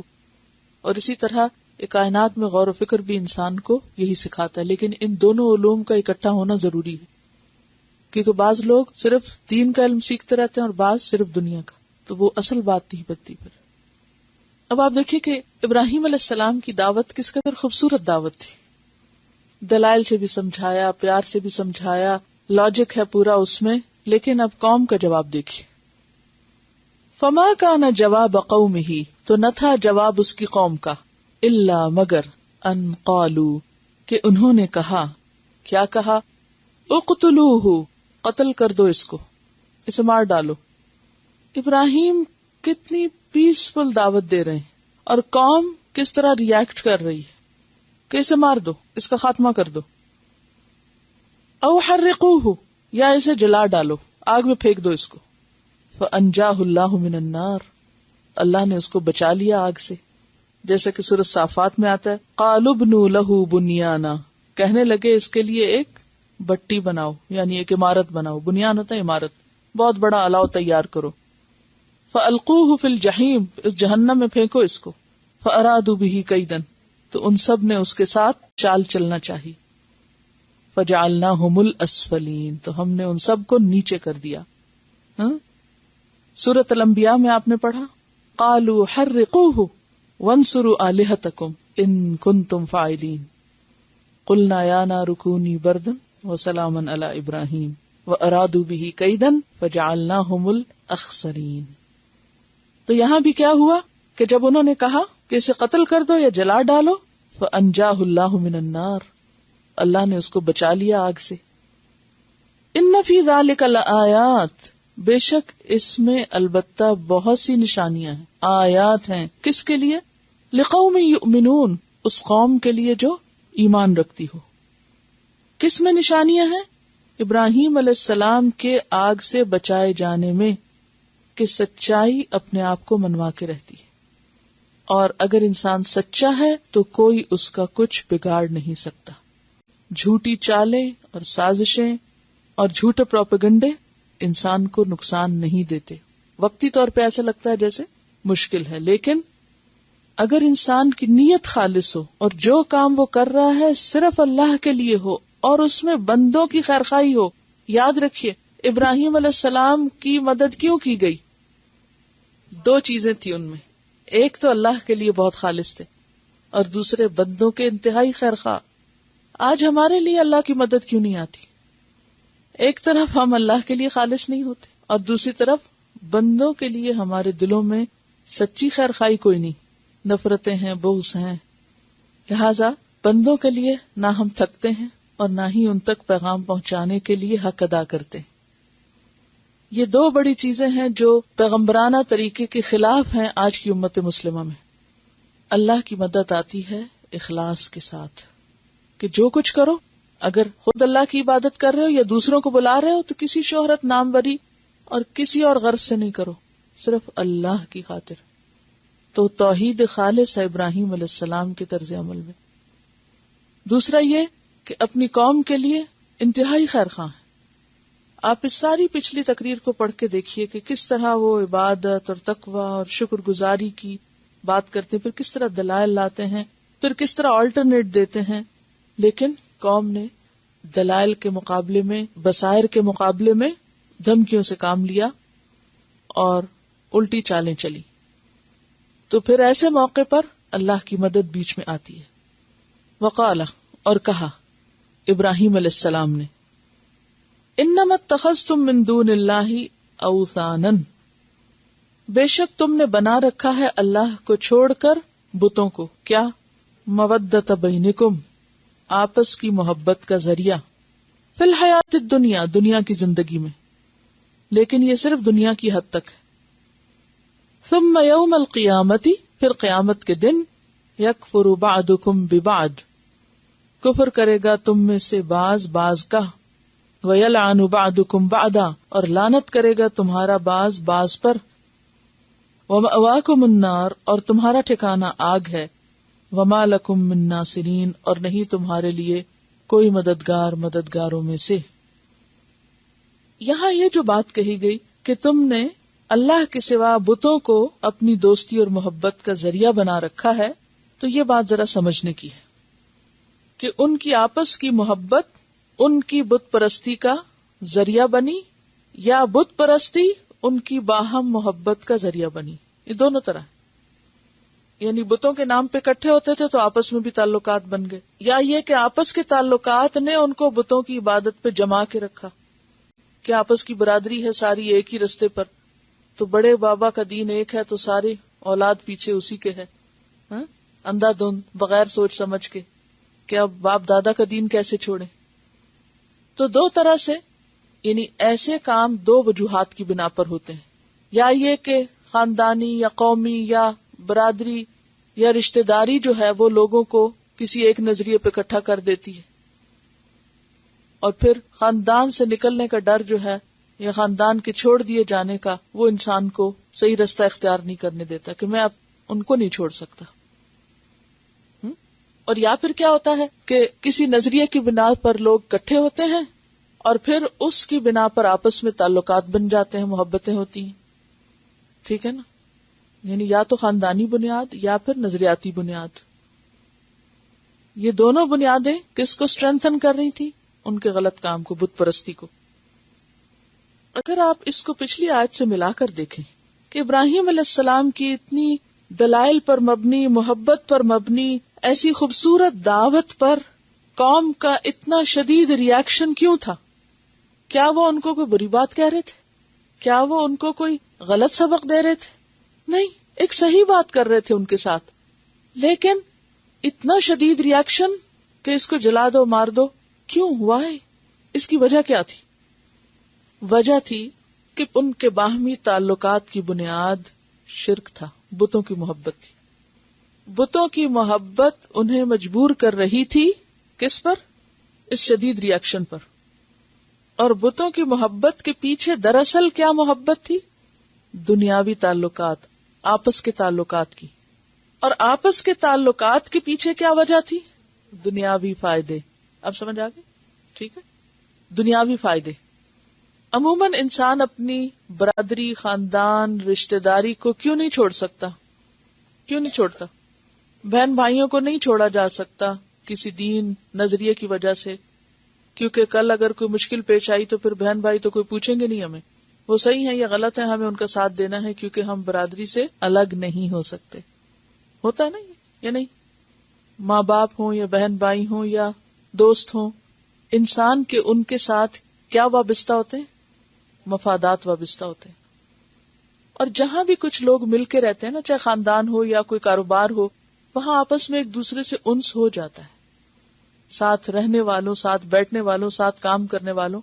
پچھلی زندگی کو آپ دیکھیں کہ مختلف سٹیجز پر آپ مختلف لوگوں کے ساتھ رہے، اور جب ان کے ساتھ رہے تو کوئی تعلق، رشتہ بنتے ہیں نا.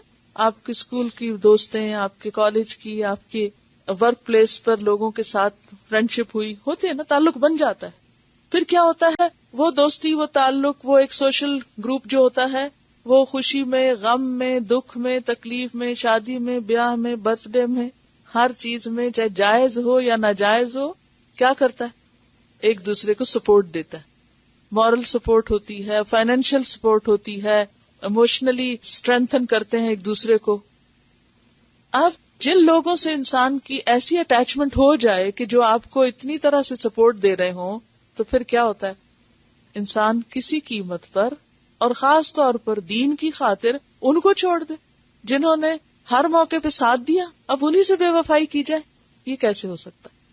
یہ چیز انسان کے عقیدے کے اور صحیح عقیدہ اختیار کرنے کے راستے میں رکاوٹ بن جاتی ہے، بہت بڑی رکاوٹ. یہی رکاوٹ ہے یہاں پر کہ اگر ہم ابراہیم کی بات مانیں تو یہ تو ایک نئی بات کی طرف بلا رہا ہے جس کی طرف ہماری قوم کی میجورٹی ہے ہی نہیں. ہمارے مفادات وابستہ ہیں کس سے؟ ہماری میجورٹی سے. ہم اس کو چھوڑ کے مائنورٹی بن جائیں تو ہماری دنیا کا کیا بنے گا؟ ہمارے کاروبار کیسے چلیں گے؟ ہماری دکان پہ کون آئے گا؟ سودے کیسے بکیں گے؟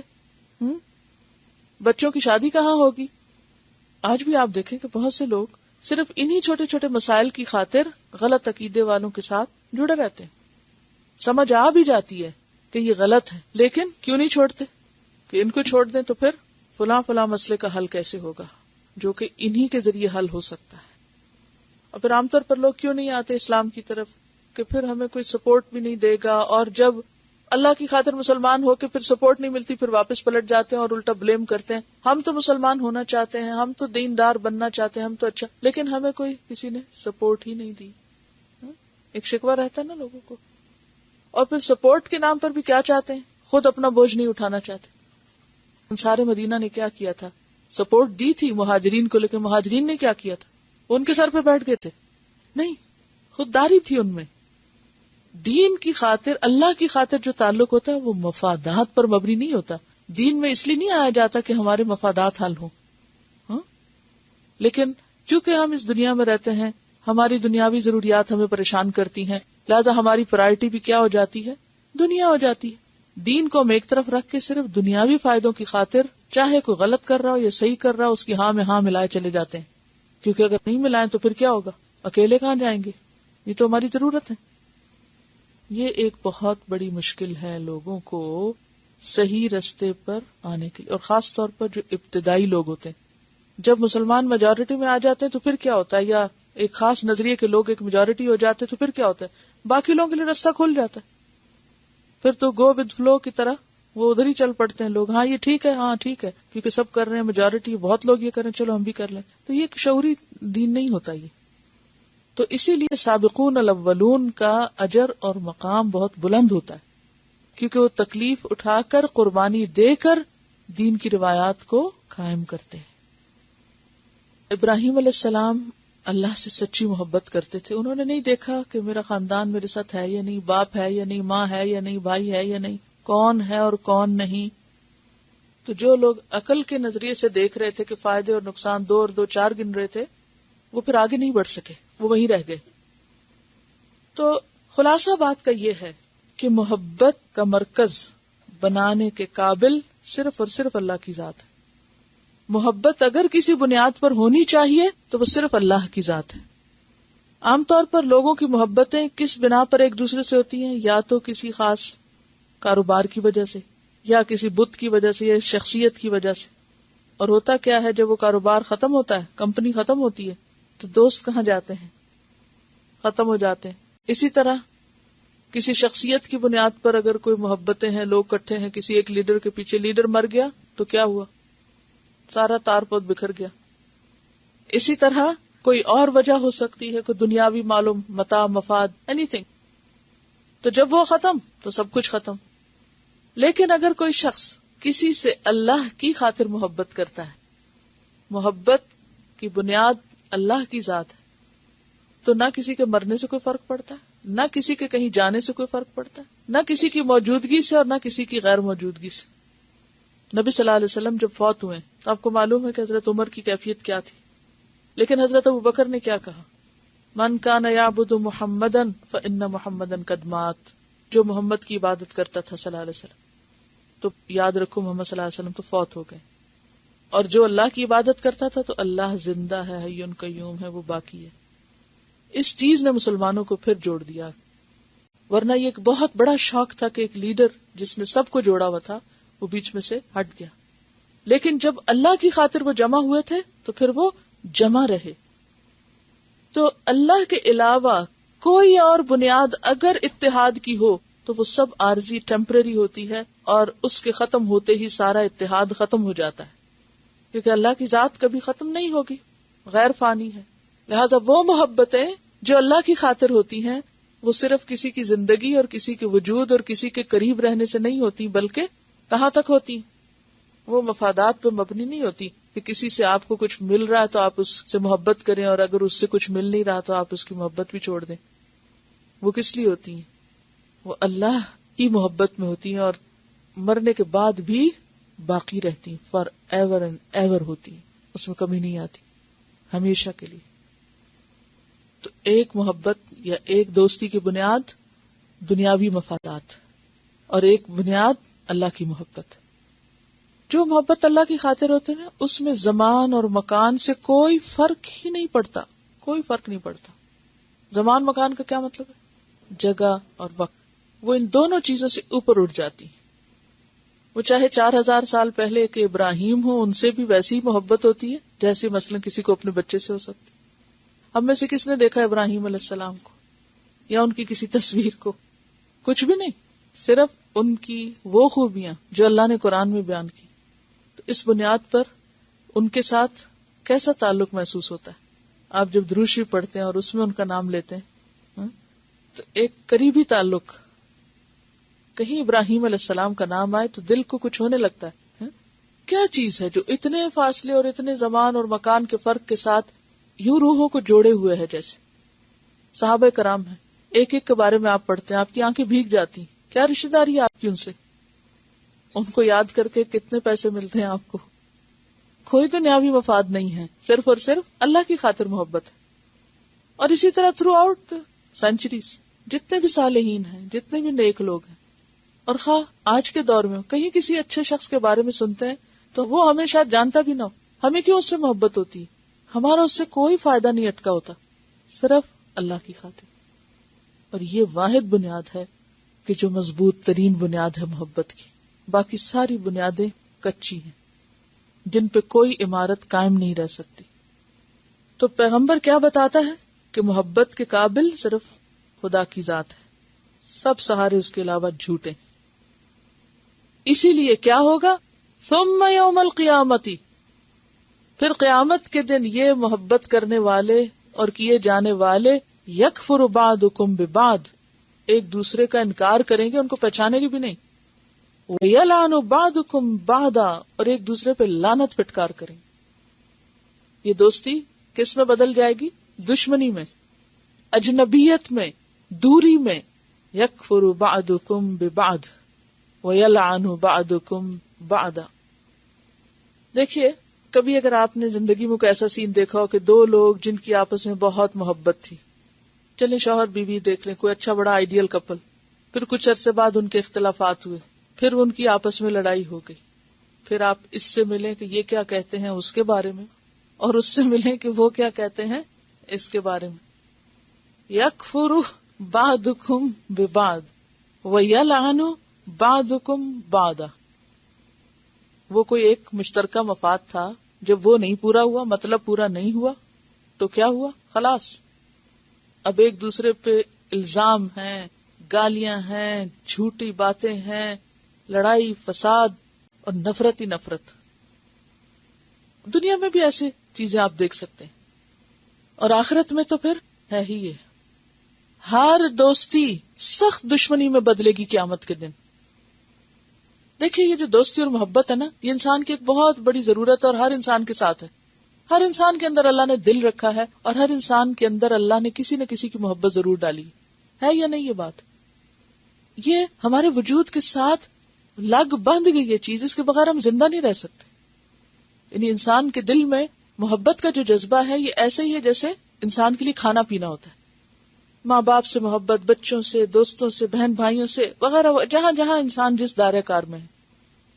تو یاد رکھیے، خواہ رشتوں کی محبت ہو، نسب کے یا سحر کے یا رضاعت کے یا دوستی کے، ہر محبت نفرت میں بدلے گی لازمی طور پر، سوائے ایک محبت کے اور ایک وجہ کے، اور وہ اللہ کی خاطر، ایمان کی بنیاد پر کوئی محبت باقی رہنے والی نہیں. کیونکہ محبت کا جذبہ شدید ترین جذبہ ہوتا ہے انسان کے اندر، جس کے لیے انسان بعض اوقات بڑی سے بڑی قربانی دے جاتا ہے یا نہیں، جان مال عزت ہر چیز لٹا دیتا ہے اس کی خاطر. بہت اسٹرانگ قسم کا جذبہ ہے یہ، اور اگر غلط چیز کے ساتھ انسان کی محبت ہو جائے تو اس کے لیے تباہی کے سوا کوئی چیز نہیں. تو اس محبت کو بھی اور اس کی ڈائریکشن کو بھی بہت صحیح ہونے کی ضرورت ہے، اور وہ ایک ہی چیز ہے، اور وہ اللہ کی خاطر. اور اللہ کی خاطر جو ہوتی ہے وہ اللہ کی اطاعت میں ہوتی ہے، اللہ کی فرما برداری کے کاموں میں ہوتی ہے. وہ محبت ایک دوسرے کے لیے کیا بنتی ہے؟ رکاوٹ بنتی ہے، دوسرے کو پھسلنے نہیں دیتی، وہ اللہ کی فرما برداری میں ہوتی ہے، جیسے صحابہ کرام کے اندر تھی. لہذا آپ نے دیکھا ہوگا صحابہ کرام ایک دوسرے کے اوپر شدید تنقید بھی کرتے ہیں، لیکن اس کے باوجود کوئی ناراض نہیں ہوتے آپس میں. آپ دیکھیں کہ کس طرح حضرت عمر نے حضرت ابوبکر کے فرمان کو لے کے پھاڑ دیا اور کہا جاؤ تم کوئی بھی نہیں دیتے تمہیں جائیدادوں میں سے اب حصہ. عیینہ ابن حصن کو اور اقرا بن حابس کو جو کہا تھا، تو انہوں نے آ کے کہا کہ خلیفہ آپ ہیں یا ابوبکر ہیں؟ تو ابوبکر نے کیا کہا؟ اگر وہ چاہیں تو وہی ہیں. یہ کیا چیز تھی؟ یہ اللہ کی خاطر محبت تھی. جب اللہ کی خاطر محبت ہوتی ہے نا تو ہر تنقید برداشت ہو جاتی ہے. وہ انسان دوسرے کا بلکہ شکر گزار ہوتا ہے کہ اس نے میری اصلاح کر دی. پھر وہاں سے نفرتیں اور بدگمانیاں نہیں جنم لیتی، کیونکہ جب آپ کو کسی سے محبت ہوتی ہے نا تو پھر آپ اس سے بدگمان نہیں ہوتے، بلکہ کیا کرتے ہیں؟ اس کا برا بھی اچھا لگتا ہے آپ کو. کیونکہ دنیا میں ایسے لوگوں سے محبت اور ان کے بارے میں جب پڑھتے ہیں تو نتیجہ کیا ہوتا ہے کہ ہمارے ایمان میں اور اضافہ ہوتا ہے. وہ ہمارے لیے ایک رہنما بنتے ہیں، وہ ہمارے ایمان کو اور اسٹرینتھن کرتے ہیں. اصل میں اللہ کی محبت کی پہچان بھی یہی ہے. یاد رکھیے، اپنی محبتوں کو ٹیسٹ کر لیجئے. بعض اوقات ہم اللہ کا نام لگا کے صرف اپنے نفس کی خواہش پوری کر رہے ہوتے ہیں، تو یہ بھی غلط ہے. اللہ کی خاطر محبت وہ ہے کہ جس سے اللہ کی محبت میں اضافہ ہو. اسی لیے دعا کرتے ہیں اللہم ارزقنا حبک وحب من یحبک. کیوں اس کی محبت؟ کیونکہ اس کی محبت ہمیں اللہ کی محبت کے قریب لے جائے گی. وحب عمل یقربنا الی حبک. ورنہ کیا ہوگا؟ قیامت کے دن ایک دوسرے کا انکار اور ایک دوسرے پہ لعنت. جیسے دوسری جگہ پر سورۃ الاعراف میں آتا ہے کلما دخلت امۃ لعنت اختہا. جہنم میں ایک گروہ کے بعد جب دوسرا آئے گا تو وہ اس پر لعنت کرے گا. اور سورۃ الاحزاب میں آتا ہے ربنا انا اطعنا سادتنا وکبراءنا فاضلونا السبیل ربنا آتہم ضعفین من العذاب.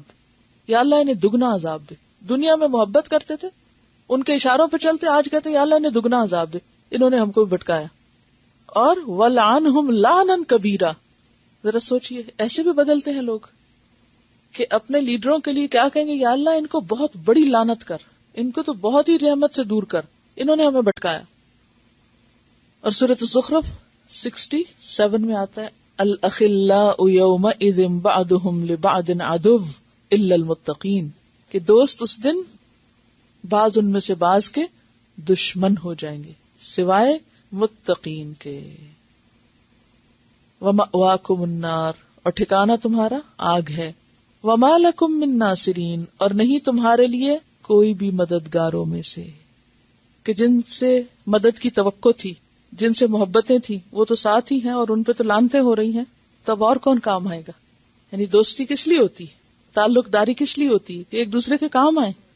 وہ تو سارے ایک ہی مصیبت میں ہیں، تو کون کس کے کام آئے گا؟ فآمن له لوط. تو ایمان لے آئے اس پر لوط. لوط علیہ السلام نے ان کی بات مان لی. کن کی؟ ابراہیم علیہ السلام کی. دیکھیے، ایک ہوتا ہے آمن بی اور ایک ہوتا ہے آمن لی.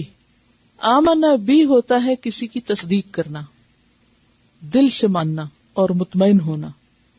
اور آمن لی ہوتا ہے کسی کو مان کر اس کی پیروی بھی کرنا، اس کے پیچھے لگنا، فرما برداری کرنا. تو ابراہیم علیہ السلام پر ایمان بھی لائے اور آپ کے ساتھ چل دیے. کون؟ لوط علیہ السلام، جو آپ کے بھائی، کن کے بھائی؟ ابراہیم کے بھائی ہاران کے بیٹے تھے، آپ کے بھتیجے تھے. وقال، اور کہا، کس نے؟ لوط علیہ السلام نے، انی مہاجر الی ربی، میں اپنے رب کی طرف ہجرت کرنے والا. کیونکہ ہجرت اصل میں وہی ہجرت ہے جو رب کی خاطر کی جائے. تو اصل ہجرت جو اللہ کے لیے ہوتی ہے اس میں دنیا کی کوئی غرض شامل نہیں ہوتی. وقال انی مہاجر الی ربی، کہ میں اپنے رب کی طرف ہجرت کرنے والا ہوں. رب تو کہاں ہوتا ہے؟ اپنے عرش پر ہے. تو انہوں نے کیا کہا کہ میں فوت ہونے لگا ہوں. یہ گئے کہاں تھے؟ عراق سے نکل کر فلسطین کی طرف گئے تھے، شام کے علاقے میں گئے تھے. ابراہیم علیہ السلام تو فلسطین رک گئے اور لوط علیہ السلام فلسطین کے قریب صدوم کے علاقے میں چلے گئے اللہ کے حکم سے. مراد اس سے یہ ہے کہ میں اللہ کی خاطر ہجرت کرنے والا ہوں، یعنی فی ربی، رب کی رضا میں، یا جہاں میرا رب مجھے لے جائے. جیسے موسیٰ علیہ السلام نکلے تھے تو ان کو کوئی پتہ نہیں تھا کہ کدھر کو جانا ہے، اب کوئی پلاننگ نہیں، نتھنگ. عسیٰ ربی ان یہدینی سواء السبیل. تو یہاں بھی کیا ہے، نکل رہے ہیں لیکن نہیں پتا آگے ٹھکانا کیا ہوگا، کہاں ہوگا. انی مہاجر الی ربی، رب پہ توکل کر کے جا رہا ہوں میں. کس لیے؟ تاکہ اب دین کی حفاظت ہو سکے. عراق کا وہ علاقہ جہاں ان کی بستی تھی، وہاں اب مزید کوئی چانسز نہیں تھے رہنے کے کہ رہ کے وہ اللہ کی عبادت کر سکے، کیونکہ پوری قوم نے ایکا کر لیا کہ اب ان کو ختم کر دیا جائے، لہذا انہیں وہ علاقہ چھوڑنا پڑا. تو ہجرت کس کو کہتے ہیں؟ اپنا دین بچانے کے لیے اللہ کی خاطر، صرف اللہ کی خاطر ایک جگہ چھوڑ کر دوسری جگہ منتقل ہو جانا. انہ هو العزیز الحکیم، بے شک وہ زبردست ہے، حکمت والا ہے. کون؟ اللہ. العزیز میں کیا کیا معنی آتا ہے؟ عزیز کا لفظ عزت سے ہے. عزت کے 3 معنی ہوتے ہیں. کون کون سے؟ عزت القدر، عزت القہر اور عزت الامتناع. عزت القدر کیا ہوتی ہے؟ قدر کہتے ہیں قدر و منزلت کو، یعنی وہ عزت والا ہے. کس میں؟ درجے کے اعتبار سے. ہے نا العزیز عزت والا ہے یا نہیں؟ تو جب عزیز کا لفظ پڑھتے پھر آپ کیا سوچتے ہیں اللہ کے بارے میں؟ کیا ہے وہ؟ زبردست ہے اور بس. عزت والا ہے، قوت والا ہے. عزت القہر جو ہے اس میں قوت ہے، اور عزت الامتناع میں غلبے والا، کہ اس سے اوپر کو غالب نہیں آ سکتا. انہ هو العزیز، وہ بہت زبردست ہے، عزت والا ہے، قوت والا ہے، غالب ہے. اسی لیے عام طور پہ ہم عزیز کا ترجمہ کیا کر دیتے ہیں؟ غالب. عربی میں قہر جو ہے اللہ کی صفت ہے، قاہر. قاہر کا مطلب ہوتا ہے غلبہ رکھنے والا، دباؤ رکھنے، قوت رکھنے والا بیسیکلی، یعنی جو قوت کا مالک ہو. not necessarily with anger, not aggressively. قدیر میں پھر اس کی قدر و منزلت اور پھر اس میں بھی قدرت کا معنی ہے، لیکن قہر اور قدرت میں پھر فرق ہے. قہر زیادہ اسٹرانگ چیز ہے. قہر میں ایسی چیز ہوتی ہے نا کہ جو اپنی قوت کی بنا پہ غالب بھی آ سکے. بعض چیزیں دیکھنے میں قوی ہو سکتی ہیں مگر غالب نہیں آ سکتی. الحکیم، حکمت والا ہے. اس کی صنعت میں ہر چیز میں حکمت ہے. اور حکیم کا بھی میں نے آپ کو معنی بتایا تھا. حکیم بمعنی حاکم، اور حاکم کے پھر 2 چیزیں، حکم اور حکمت سے. ایک مصدر حکمت اور ایک مصدر حکم ہے. حکم میں کیا ہوتا ہے؟ یعنی سارا فیصلہ اس کا ہے. اور حکمت میں کہ اس کے فیصلے کس پر مبنی ہے؟ حکمت پر مبنی. وَوَهَبْنَا لَهُ اسحاق، اور عطا کیا ہم نے اس کو اسحاق. کس کو؟ ابراہیم علیہ السلام. وَيَعْقُوب، اور یعقوب بھی. اسحاق اور یعقوب دیے. اب یعقوب تو ان کے بیٹے تھے، تو ان کو کیسے دیے؟ بیٹے کا بیٹا بھی، اولاد کی اولاد بھی اپنی ہی اولاد ہوتی ہے، اور اگر اولاد کی اولاد اچھی ہو تو اس کا فائدہ بھی کس کو ہوتا ہے؟ ماں باپ کو بھی، اور ماں باپ کے بھی ماں باپ کو. وَوَهَبْنَا لَهُ إِسْحَاقَ وَيَعْقُوب. اکثر یہ کٹھا ہی آتا ہے قرآن پاک میں، جہاں اسحاق علیہ السلام کا ذکر آتا ہے ساتھ یعقوب علیہ السلام کا بھی آتا ہے. اور ہر جگہ پر یہ نہیں آتا کہ بیٹے کے ساتھ پوتے کا بھی ذکر ہو. باقی لوگوں کے لیے نہیں آتا ہی. کیوں؟ کیونکہ یعقوب علیہ السلام کی آگے جو نسل چلی تھی، اور اس میں پھر یوسف علیہ السلام، اور پھر انہی سے آگے سارے پیغمبر آگے چلے نسل. جیسے موسیٰ علیہ السلام بھی انہی کی اولاد میں سے، داؤد علیہ السلام، سلیمان علیہ السلام، اور باقی جتنے بھی بڑے بڑے، حتیٰ کہ عیسیٰ علیہ السلام ماں کی طرف سے بنی اسرائیل ہی میں سے ہیں. وَوَهَبْنَا لَهُ إِسْحَاقَ وَيَعْقُوبَ وَجَعَلْنَا فِي ذُرِّيَّتِهِ النُّبُوَّةَ. اور بنایا ہم نے اس کی اولاد میں ذریہ، ویسے تو چھوٹے بچوں کو کہتے ہیں ذراری سے، ذرے سے، لیکن پھر ساری اولاد کے لیے بھی لفظ آتا ہے. بنایا ہم نے اس کی اولاد میں، یعنی رکھی ہم نے اس کی اولاد میں کیا؟ النبوت، نبوت، جیسے پہلے میں نے عرض کیا. والکتاب، اور کتاب.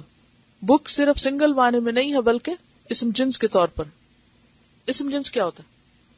واحد کے لیے بھی آتا ہے اور جمع کے لیے بھی آتا ہے، ٹھیک ہے نا، مذکر مؤنث کے لیے بھی آتا ہے. ٹھیک ہے، اب تھوڑا تھوڑا آپ ریلیٹ کرنے لگ گئے چیزیں.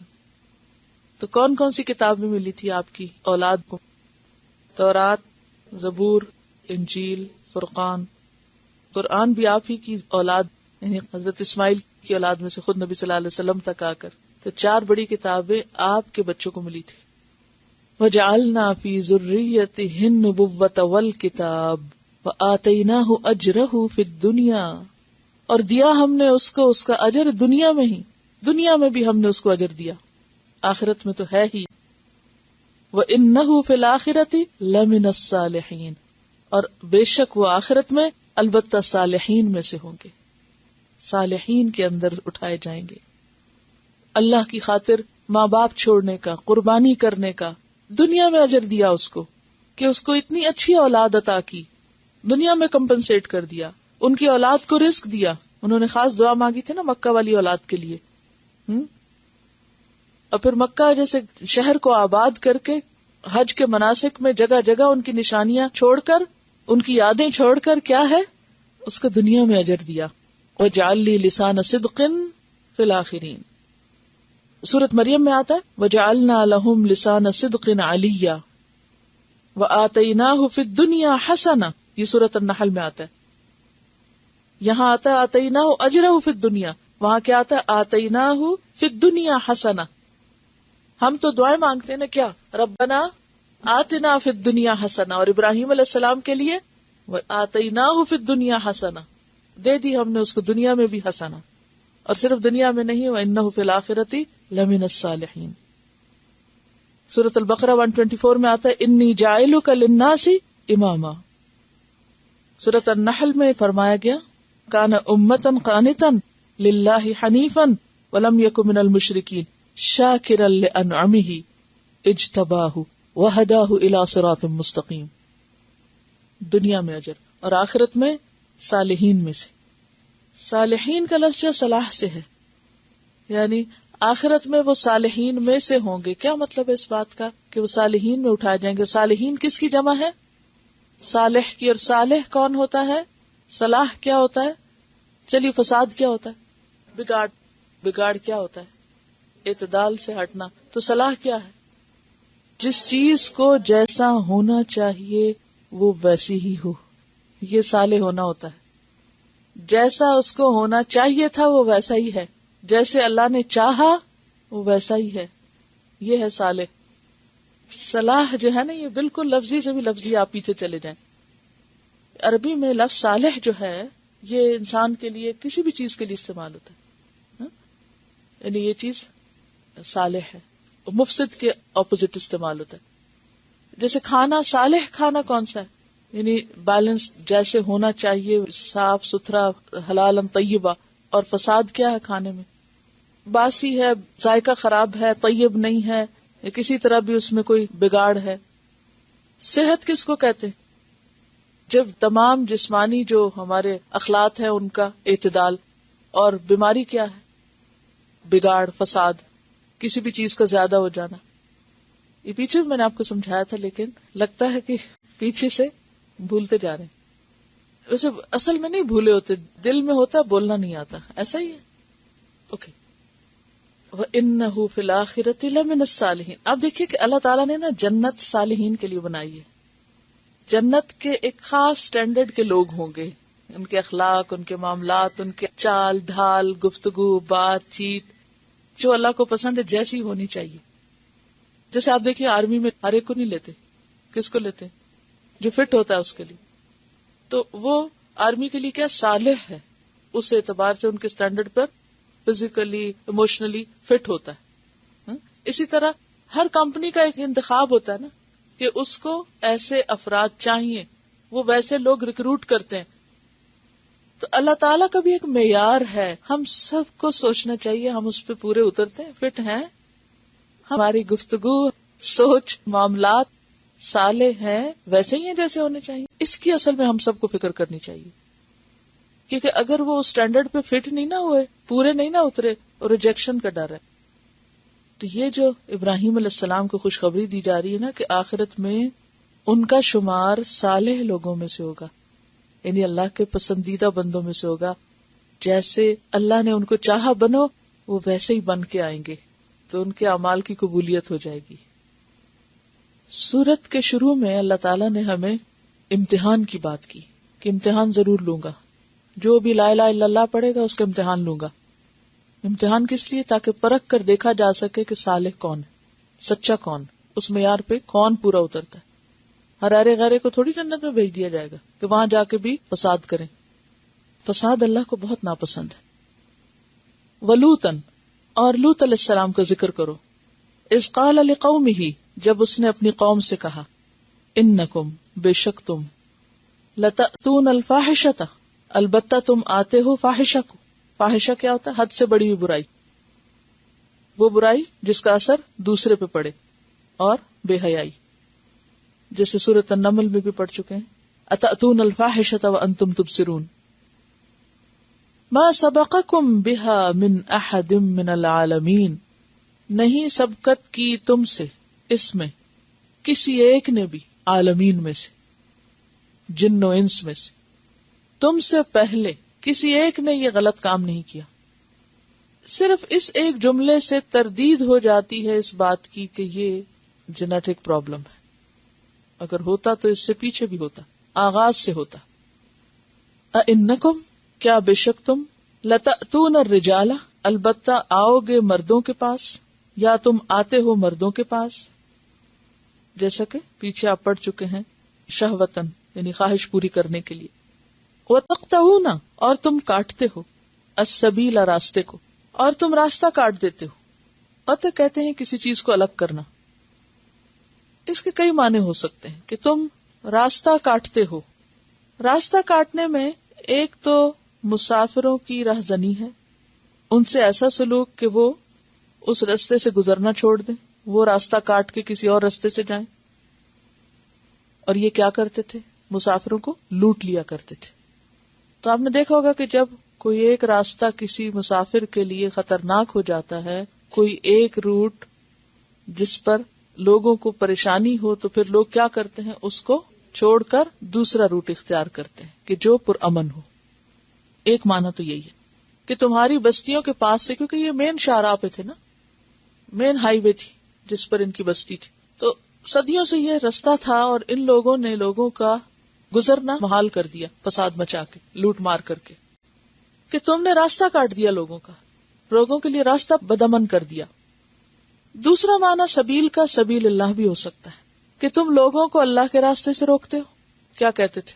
انکم اناس یتطہرون، تم بڑے پاک بنتے ہو، نکالو ان کو اس بستی سے، یہ بڑے پاک دامن ہیں، بڑے نیک بنتے ہیں. تو اس طرح وہ لوگوں کو اللہ کے راستے سے روکتے تھے. ایک اور معنی یہ ہے کہ تم نسل انسانی کا راستہ منقطع کر رہے ہو، کیونکہ اگر مردوں کے ساتھ ہی تعلق رکھیں گے تو اس سے کیا ہوگا؟ افزائش نسل میں رکاوٹ ہو جائے گی، آبادی کم ہو جائے گی. اور ایک اور مطلب یہ بھی ہو سکتا ہے کہ تم ایک فطری راستہ جو بچوں کی پیدائش کے بعد ان کی تربیت کا ہے، جو ماں باپ کے گھر میں ہوتی، اس کو تم مسدود کر رہے ہو، اس راستے کو کاٹ رہے ہو، یعنی فطرت سے ہٹے ہوئے طریقے کو اختیار کر رہے ہو، فطری راستے کو چھوڑ رہے ہو، بیویوں کے حقوق مار رہے ہو. دیکھیے کہ جو بھی مرد اپنی بیوی کو چھوڑ کر مردوں سے اپنی خواہش پوری کر لے تو وہ کیا کر رہا ہے؟ فطرت کے راستے کو چھوڑ رہا ہے، اصل راستہ کاٹ رہا ہے. ٹھیک ہے نا؟ تقطعون السبیل وتأتون فی نادیکم المنکر، اور تم آتے ہو اپنی مجلس میں برائی کے ساتھ. منکر کس کو کہتے ہیں؟ خلاف شریعت کام کو، خلاف عقل کام کو، یعنی برائی، بے حیائی. وتأتون، اور تم آتے ہو یعنی ارتکاب کرتے ہو. آنے کا معنی یہاں کیا ہے؟ ارتکاب کرنا. اور نادی کا لفظ جو ہے یہ ندا سے ہے، ندا کس کو کہتے ہیں؟ بلند آواز سے کسی کو پکارنا، یا پکار کے لیے بھی لفظ ندا استعمال ہوتا ہے. اور ندا جو ہوتا ہے یا ندین جو ہوتا ہے یہ رطوبت یا نمی کو کہتے ہیں. تو شبنم کے قطرے جو ہوتے ہیں ڈیو ڈراپس ان کو ندا کہتے ہیں. اور نادی کہتے ہیں مجلس کو، کلب کو. کیوں؟ کیونکہ اس میں ایک شور، ہنگامہ، آپس کی میل ملاقات، آوازوں کا بلند ہونا ہوتا ہے. اس بنا پر بھی نادی کو نادی کہا جاتا ہے. پھر نادی ضروری نہیں کہ کسی بلڈنگ میں ہی ہو اس کو نادی کہیں گے. دوستوں کی مجلس کو بھی کہتے ہیں، یاروں کی مجلس. جیسے قرآن پاک میں آتا ہے فَلْيَدْعُ نَادِيَهْ، چاہیے کہ اپنے دوستوں کو بلا لے. سَنَدْعُ الزَّبَانِيَةَ، ہم بھی اپنے فرشتوں کو بلائیں گے. تو نادی کیا ہے؟ پھر صرف کسی جگہ کا نام نہیں ہے بلکہ مجلس، خواہ وہ کسی خاص ایریے میں ہو یا کہیں راہ سڑک پر بھی بیٹھے ہوئے نادی بنائے ہوئے ہوں. اور اسی سے ہے دار الندوہ. وہ کیا تھا دار الندوہ؟ کچھ پتا؟ مکہ میں تھا. کس کا تھا وہ؟ مشرکین مکہ کا اسمبلی ہال تھا. کس نے بنایا تھا؟ قصی نے. آپ کے ایک بڑے دادا تھے قصی. اس نے عربوں کو اور خاص طور پہ مکہ والوں کو جمع کیا تھا. ایک بہت زبردست لیڈر تھے وہ. تو قصی جو تھے انہوں نے ان کو اکٹھا کر کے ان کی ایک اسمبلی بنائی تھی اور ان کو جمع کیا تھا. تو جس جگہ یہ جمع ہوتے تھے اس کا نام کیا تھا؟ دار الندوہ. جب مشرکین مکہ کو آپ کے خلاف کوئی سازشیں کرنی ہوتی تو وہ کہاں جمع ہوتے تھے؟ پارلیمنٹ ہاؤس میں، دار الندوہ میں جمع ہوتے تھے. کیونکہ پارلیمنٹ ہاؤس میں بہت آوازیں بلند ہوتی ہیں. کبھی کوئی سیشن دیکھنے کا اتفاق ہوا ہے؟ تو نادی کا لفظ سمجھا رہی ہوں میں کہ اس میں آوازیں بلند ہوتی ہیں. ٹھیک ہے. اور ویسے بھی آپ دیکھیں کہ جہاں دوست احباب اکٹھے بیٹھے ہوں تو پھر شور ہنگامہ تو ہو ہی جاتا ہے. اب یہاں پر یہ جو فرمایا وَتَأْتُونَ فِي نَادِيكُمُ الْمُنْكَرَ، تو اس سے کیا پتہ چلتا ہے کہ وہ اپنے کلبز میں یا دوستوں کی مجلس میں دوسروں کے سامنے کھلم کھلا بے حیائی کے کام کرتے تھے، اوپنلی کرتے تھے. اس سے ایک اور بات بھی پتہ چلتی کہ برائی کرنے کے لیے بھی انسان کو ماحول چاہیے ہوتا ہے، سپورٹ چاہیے ہوتی ہے. عموماً انسان اچھے کام کرنے کے لیے بھی اور برے کام کرنے کے لیے بھی کس کا سہارا لیتا ہے؟ دوستوں کا. دوست یا تو آپ کو ڈبو دیں گے یا آپ کو بچا لیں گے. دونوں میں سے ایک کام ضرور ہوگا. اگر تو دوستی اللہ کی خاطر ہے تو پھر کیا ہوگا؟ بچانے والے دوست ملیں گے. کیونکہ انسان کے لیے بہت سے کام دوستوں کے ساتھ مل کے کرنا بہت آسان ہو جاتے ہیں. خواہ چرخا کات نہ ہو. شاید آپ میں سے کسی نے یہ سین دیکھا ہو بچپن میں، مجھے دیکھنے کا اتفاق ہوا کہ خواتین ساری رات اکٹھے بیٹھ کے دیے کی روشنی میں کتنا سوت کات لیتی تھی. پہلے اتنے فیکٹریز نہیں ہوتی تھی کپڑا بننے کی، اور خاص طور پر کچھ کپڑا جو گاؤں کے جلاہے بنتے تھے اس کے لیے سوت کاٹ کر گھروں کی عورتیں دیتی تھی، اور اچھی مشغولیت تھی. ڈپریشن تو نہیں ہوتا تھا نا ان کو. اب جتنی عورتوں کو فراغت ہوگی اتنی ڈپریشن بڑھ گئے. تو بوڑھی عورتیں بھی کیا کرتی تھی؟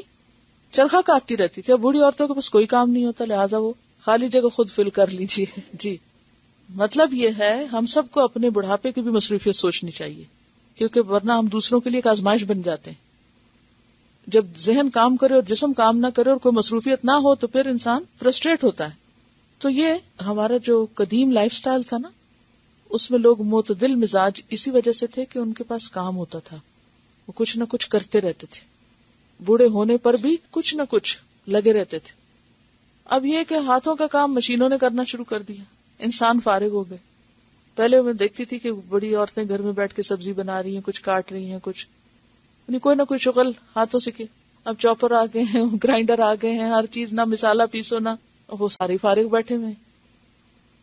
میں نے دیکھا ان ساسوں نے جو تربیت کی ہے اپنے پوتوں کی، نواسوں کی، یعنی بری مثالیں تو ایکسپشنل کیسز ہر جگہ ہوتے ہیں، لیکن ایک باوقار بزرگ کا گھر کے اندر وجود کہ بہو اگر بچوں کی پیدائش میں اور اس میں مصروف ہے تو وہ بچوں کے بچوں کو اپنا بچے کی طرح، کیونکہ تجربہ کار ہوتی ہیں تو ہر لحاظ سے سپورٹ دینے میں، سنبھالنے میں. اور ہمیں تو اپنا تجربہ یہ کہ جو کچھ ہم نے اپنی نانی سے، اپنی پھوپھی سے سیکھا ہے بچپن میں خاص طور پر، وہ ایک بنیاد بنا ہے بہت سی چیزوں کی زندگی میں. ڈسپلن اور بہت سی اچھی اقدار، اخلاق، چھوٹی چھوٹی باتیں، کیونکہ ماں تو مصروف ہوتی ہے نا اس میں اس میں تو، اور ویسے بھی ماں سے پھر شکایت بھی ہوتی ہے، وہ ڈانٹ ڈپٹ بھی کر دیتی ہے، تو پھر انسان کدھر جاتا ہے؟